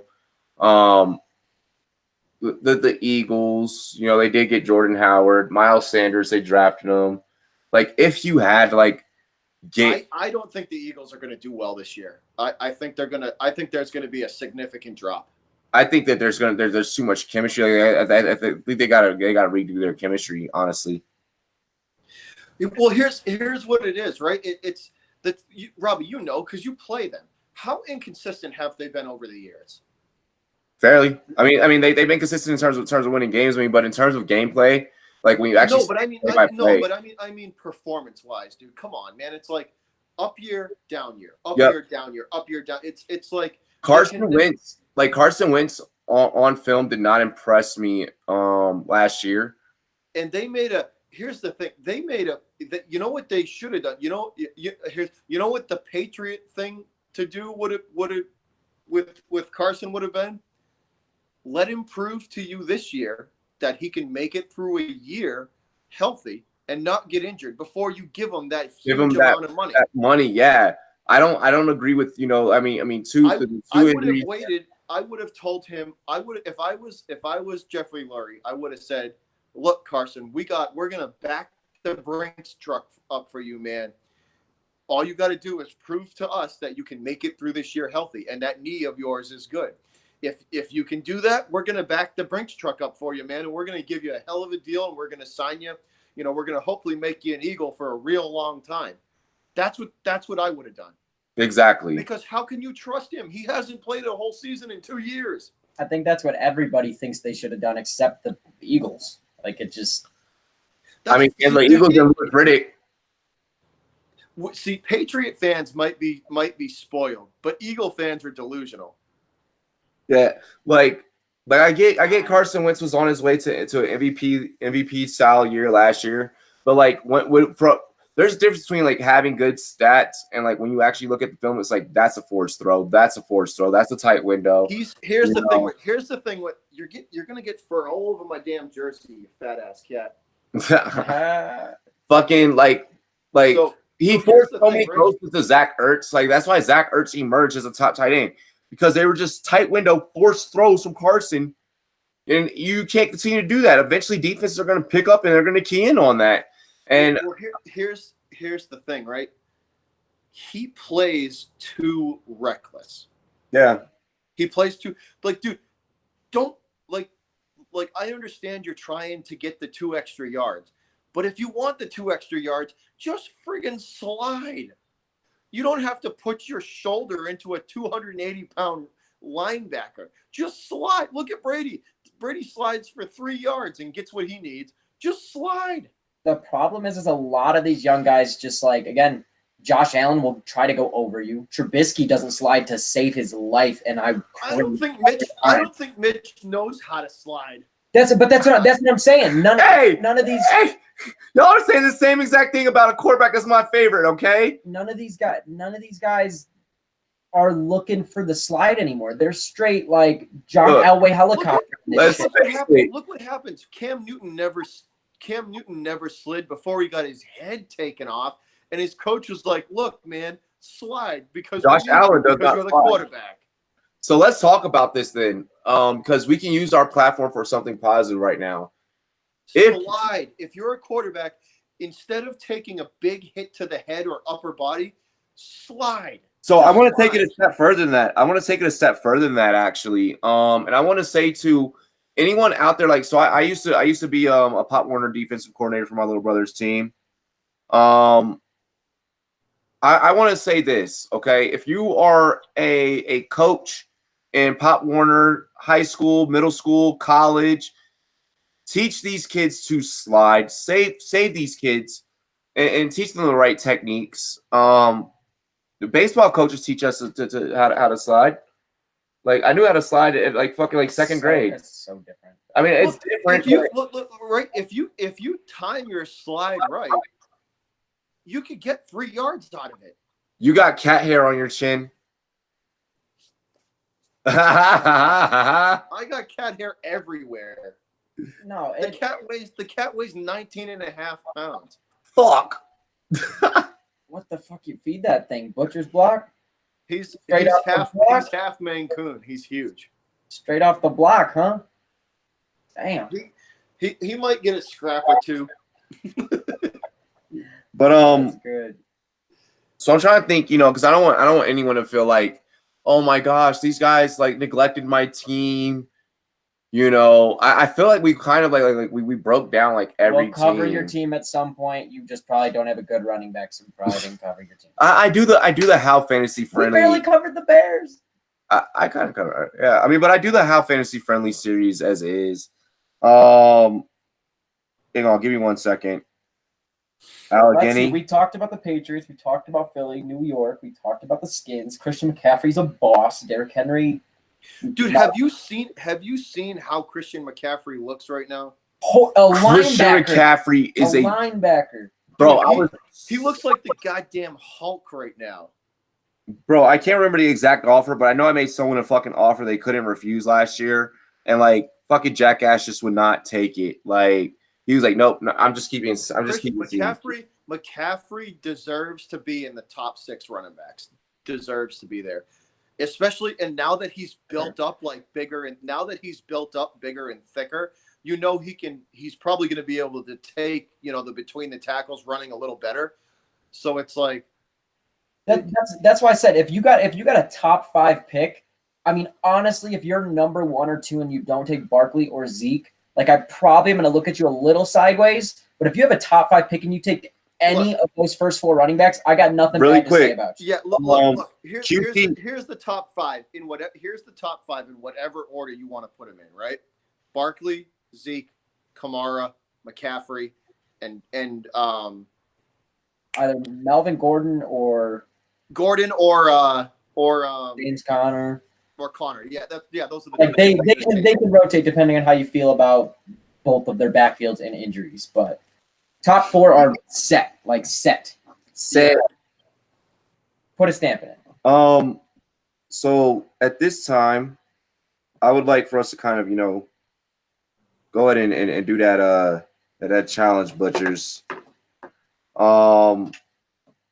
So there's been a lot. We're gonna go ahead, kind of like you guys definitely want to stick around for this right here.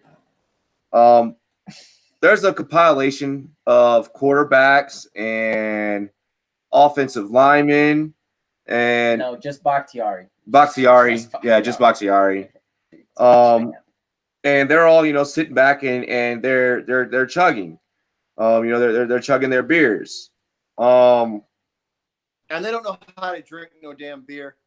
What's that? They don't know how to drink no damn beer. They don't know how to drink no beer. So Bakhtiari's inhaling it. First off, the way that this started, I want to shout out Big Dogs Fantasy. If you are not following Big Dogs Fantasy on Instagram, make sure you go check out Big Dogs Fantasy. They're pretty well-known fantasy football podcast. So the fact that they were like, I challenged Rumboyz, it was like, motherfucker, let's get it. So we're about to get it. That's for sure. Yeah. So we're gonna go ahead and we're gonna first, we're gonna call out some shows, some podcasts. Did you want to kind of start off, Butchers? Who did you want to challenge first? You guys can go ahead. Go ahead first. Go. You go. I'm gonna go ahead and I want to challenge the Sports Fury, Josh and Sean. Y'all, you see a beer, you guys got to chug a beer. So whenever you get this live stream or whenever one of the fans lets you know that you've been called the fuck out, crack open one and chug. Bobby. I'm gonna have to go with a fellow streamer of mine, my Italian Goomba there, Bad Dog 7676. That is my call out. I want to see if my Italian countryman can chug as well as I can. So I don't know, man. He's paisano as fuck. He might be able to chug one of these Peronis, So I like that one. Who you got? Entertainer. Who you got? Spotlight. I was gonna say, can I do Spotlight, or is that considered a rum? He's considered a rum boy. That's friendly fire. Friendly fire. That's why I'm asking. Is that allowed? Like I feel like that just brings him into the crew officially. Oh yeah. Okay. That video would be epic. So Spotlight Sports Talk is called out as well. You got to chug one. I'm gonna call out one more. Two more actually. The fantasy bodies up in the fantasy fam. I'm calling out the fantasy fam on Apple Podcasts and Spotify, and I'm also calling out 2-on-1 podcast as well. Can we do this? Can we call out Sportscaster? I'm calling out Nick and Swaggy D. Oh my God! Yes. Oh shit! Hey, can we call Nick and Swaggy D? Can we call out Sportscaster? Yep, Sportscaster. Hey, Sportscaster have to have a whole office chug. Yeah. Office chug. Can we call? Drew, where you at? So Sportscaster, if you listening, you've been called out. Nick Howard, you've been called out as well. Oh, so let's go ahead and let's get this going on. Ooh. Oh, I'm fucking chugging the rest of this thing. Dope. I have to drive to Denver in 10 Oh, minutes. yeah, that's right. In 10 minutes. All right, so then let's go ahead and do this. I got you, Bobby. Cheers to me. Cheers to you. All the Rumboyz and girls, what it do? Dilly dilly.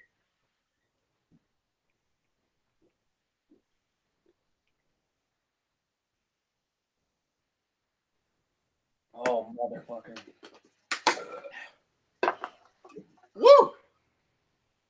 Damn!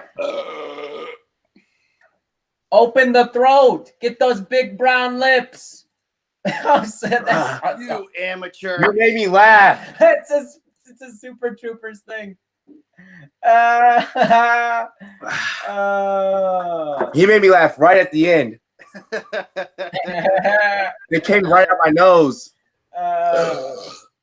That's a Super Troopers line, y'all. So all of you, the Sports Fury, Bad Dog, Sportscaster, Fantasy Fam, all of you. Like Fantasy Fam, 2-on-1 podcast, Nick Howard. Oh, fuck. That felt great. I feel like, yo, my hangover's gone. Don't ever make me laugh while I'm drinking again. I'm sorry. That just like that Super Trooper scene where he's drinking the syrup. That's the first thing I thought of. I know what you thought of, and I saw it. Like when you said it, I was like, "Oh fuck!" Yeah, them big brown lips. Hey, I'll say this: Peroni coming out your nose feels a lot better than. Remember back in elementary school with the chocolate milk, like people like fucking make you laugh. Yeah. Chocolate milk fucking sucks. Peroni, easy.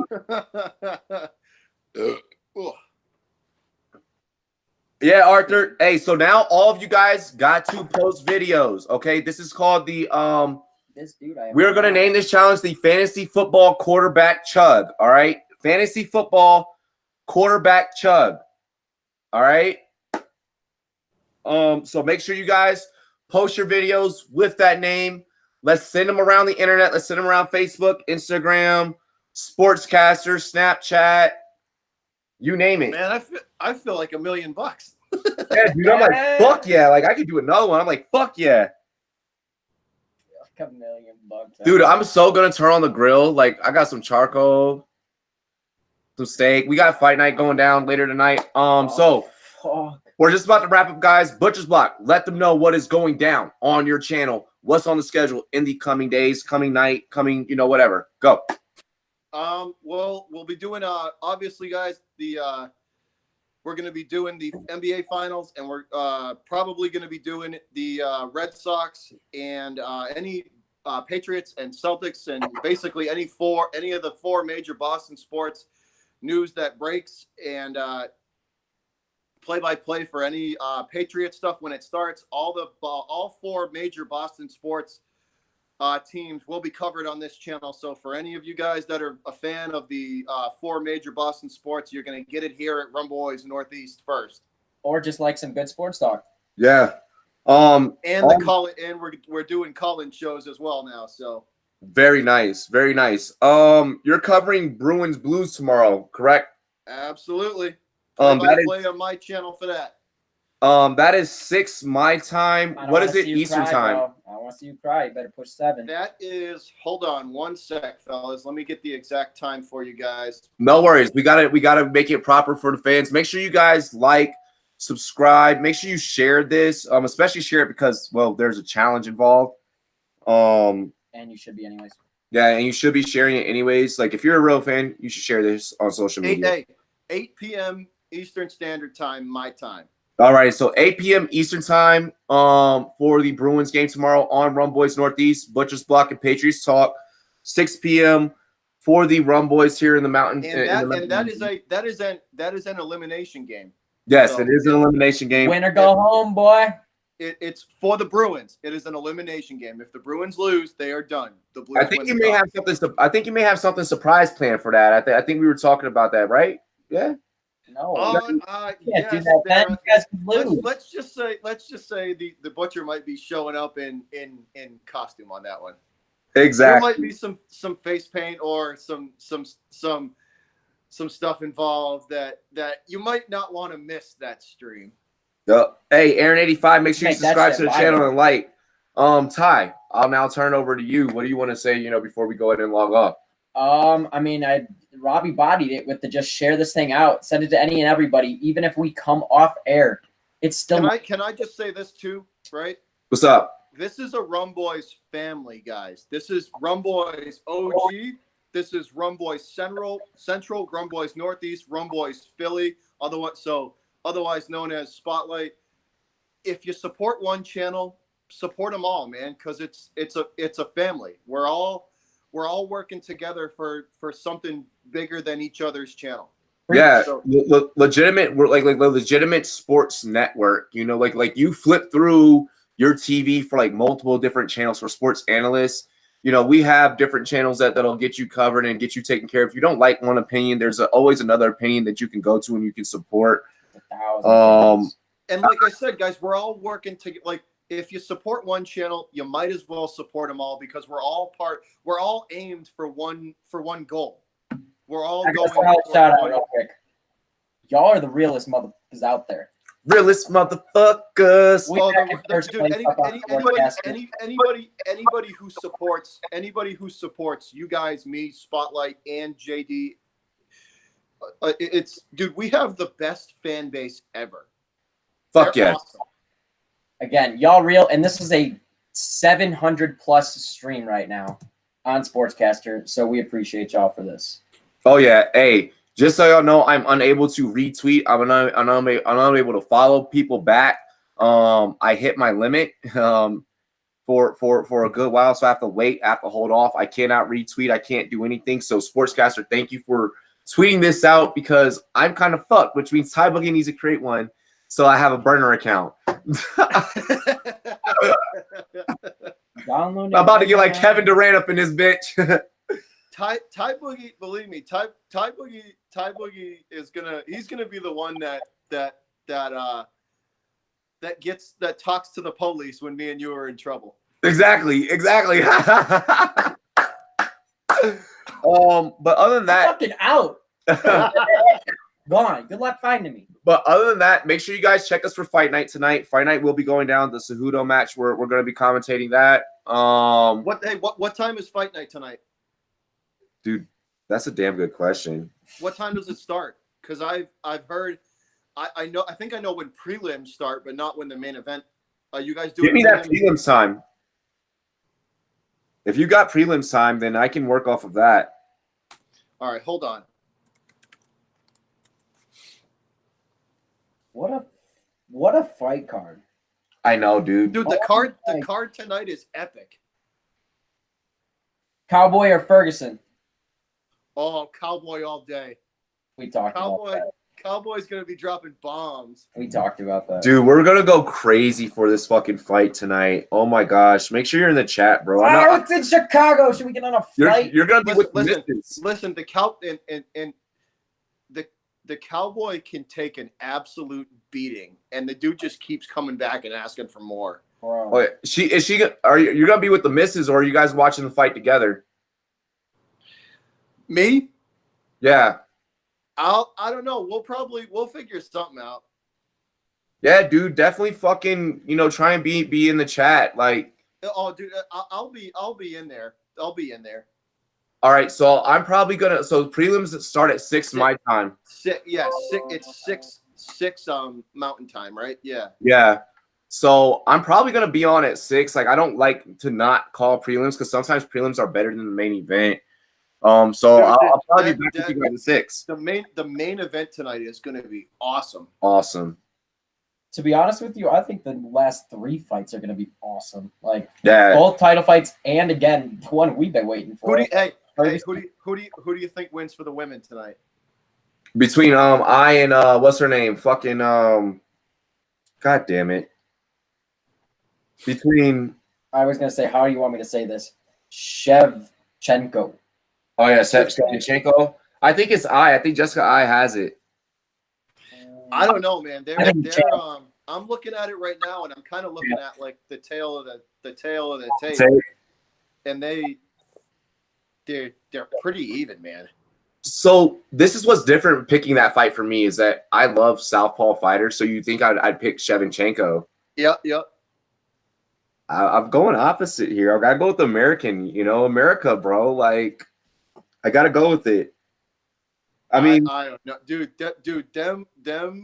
Them like Russian and Slovakian, them like Eastern European chicks. They will jack your shit up. fucking mercilessly too. Yeah, fucking Ivan Draco, Rogue. Yo. We're calling UFC tonight. We're calling UFC on our channel. 3.5 inch reach.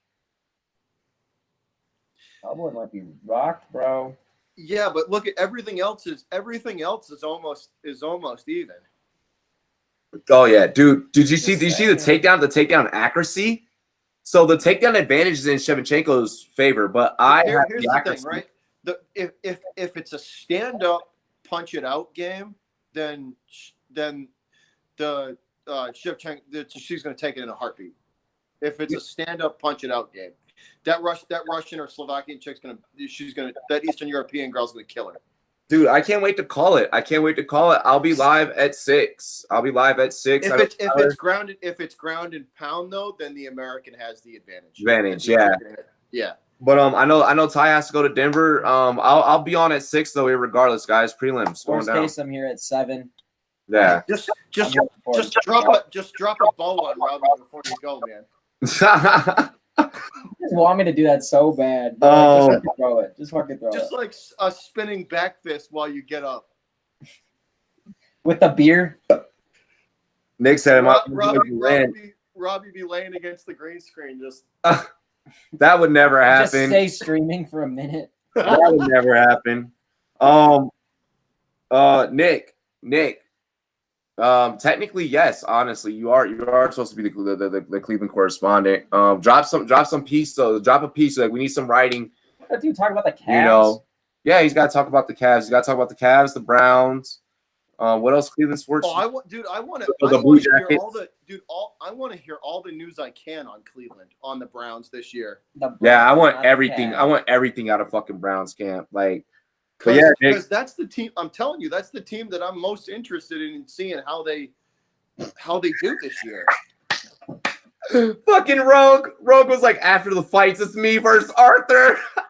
I would fucking die laughing. Watch out for that chest hair. He gonna hit you in the head. No, Arthur's chest hair is a fucking superpower alone.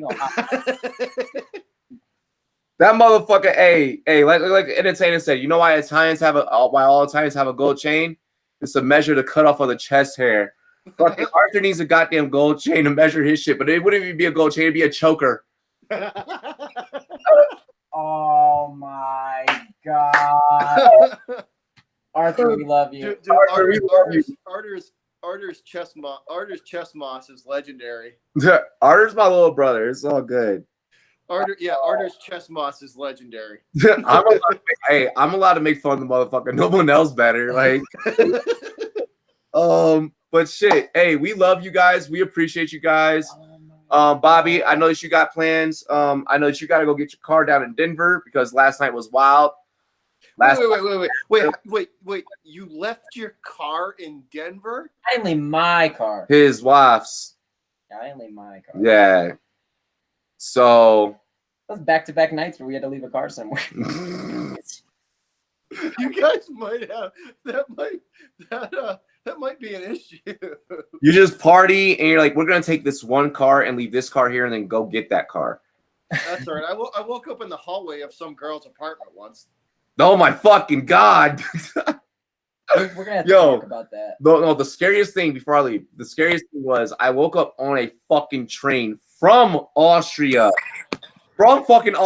back to Italy. That was the worst. I was like, I had no idea. I woke up like, where the fuck am I? Why am I here? I wonder what my worst wake up situation is. But shit, ladies and gentlemen, cheers to me. Cheers to you. Keep sharing this shit out. Doesn't matter Share if it we're out. on air or not. It still counts. Yeah, your views when we're off air are the shit. Like, especially if they're sportscaster views. We love to see it. So I want to see Bad Dog chug one. So let's go, Bad Dog. I know you're going to see this at some point. Yo, all of you guys, my Italian homie. So let's represent, man. Yeah, hey, all of you guys, send this to everyone that we challenge. So send it to Sports Fury, send it to Bad Dog, send it to Entertainer. I'll send it to the Fantasy Fam and 2-on-1. I want to see, entertain a little guy. So let's see if the little guy can hang. You a little guy, buddy. Oh my Sir God! Cargo trying to get some beer in that mustache. We literally challenged. Oh, that's a good. What was that? I heard that. Sir Cardinal. Sir Cardinal. You know he Canadian too, so they be drinking all sorts of good beer up there. Can the Canadians drink, eh? Can the Canadians drink, eh? I don't think the Canadians can drink. You know what? He's drinking now with the Sir Toronto Cardinal, winning. you're called out. Now. Sir Cardinal, Waterboy Report, you're called the fuck out. You guys are feeling themselves now with Toronto up. Arthur, do it. Oh, what? Arthur, what? He's like, I want to be called out. He's like, send it to me. Done. Called out. Arthur, slam Arthur, it. you've been called out too. So let's go double A. Let's see if you can chug. Hey, Rogue. Bobby said that Entertainer's tiny. Him just a little guy. Just a little guy. Cheers to me. Cheers to you, all the Rumboyz and girls. What it do? I probably eat meals bigger than the Entertainer. Don't get me wrong. I love Chris. Chris is the man, but I probably eat meals bigger than him. Hell yeah. So make sure you guys get your beer challenges posted. You'll probably be the next to be challenged from someone else that we challenge. Let's just keep it going. Let's go ahead and log off, fellas. What is that, like the water bucket challenge? This is just like that shit where you just pour a bunch of water. Yeah, out. well, this is a lot cooler. This is so much cooler. This is justified awesome. Exactly. Stamp that thing. But fellas, let's go ahead and sign off together. Cheers, Our first man. sign off together, doing a show together.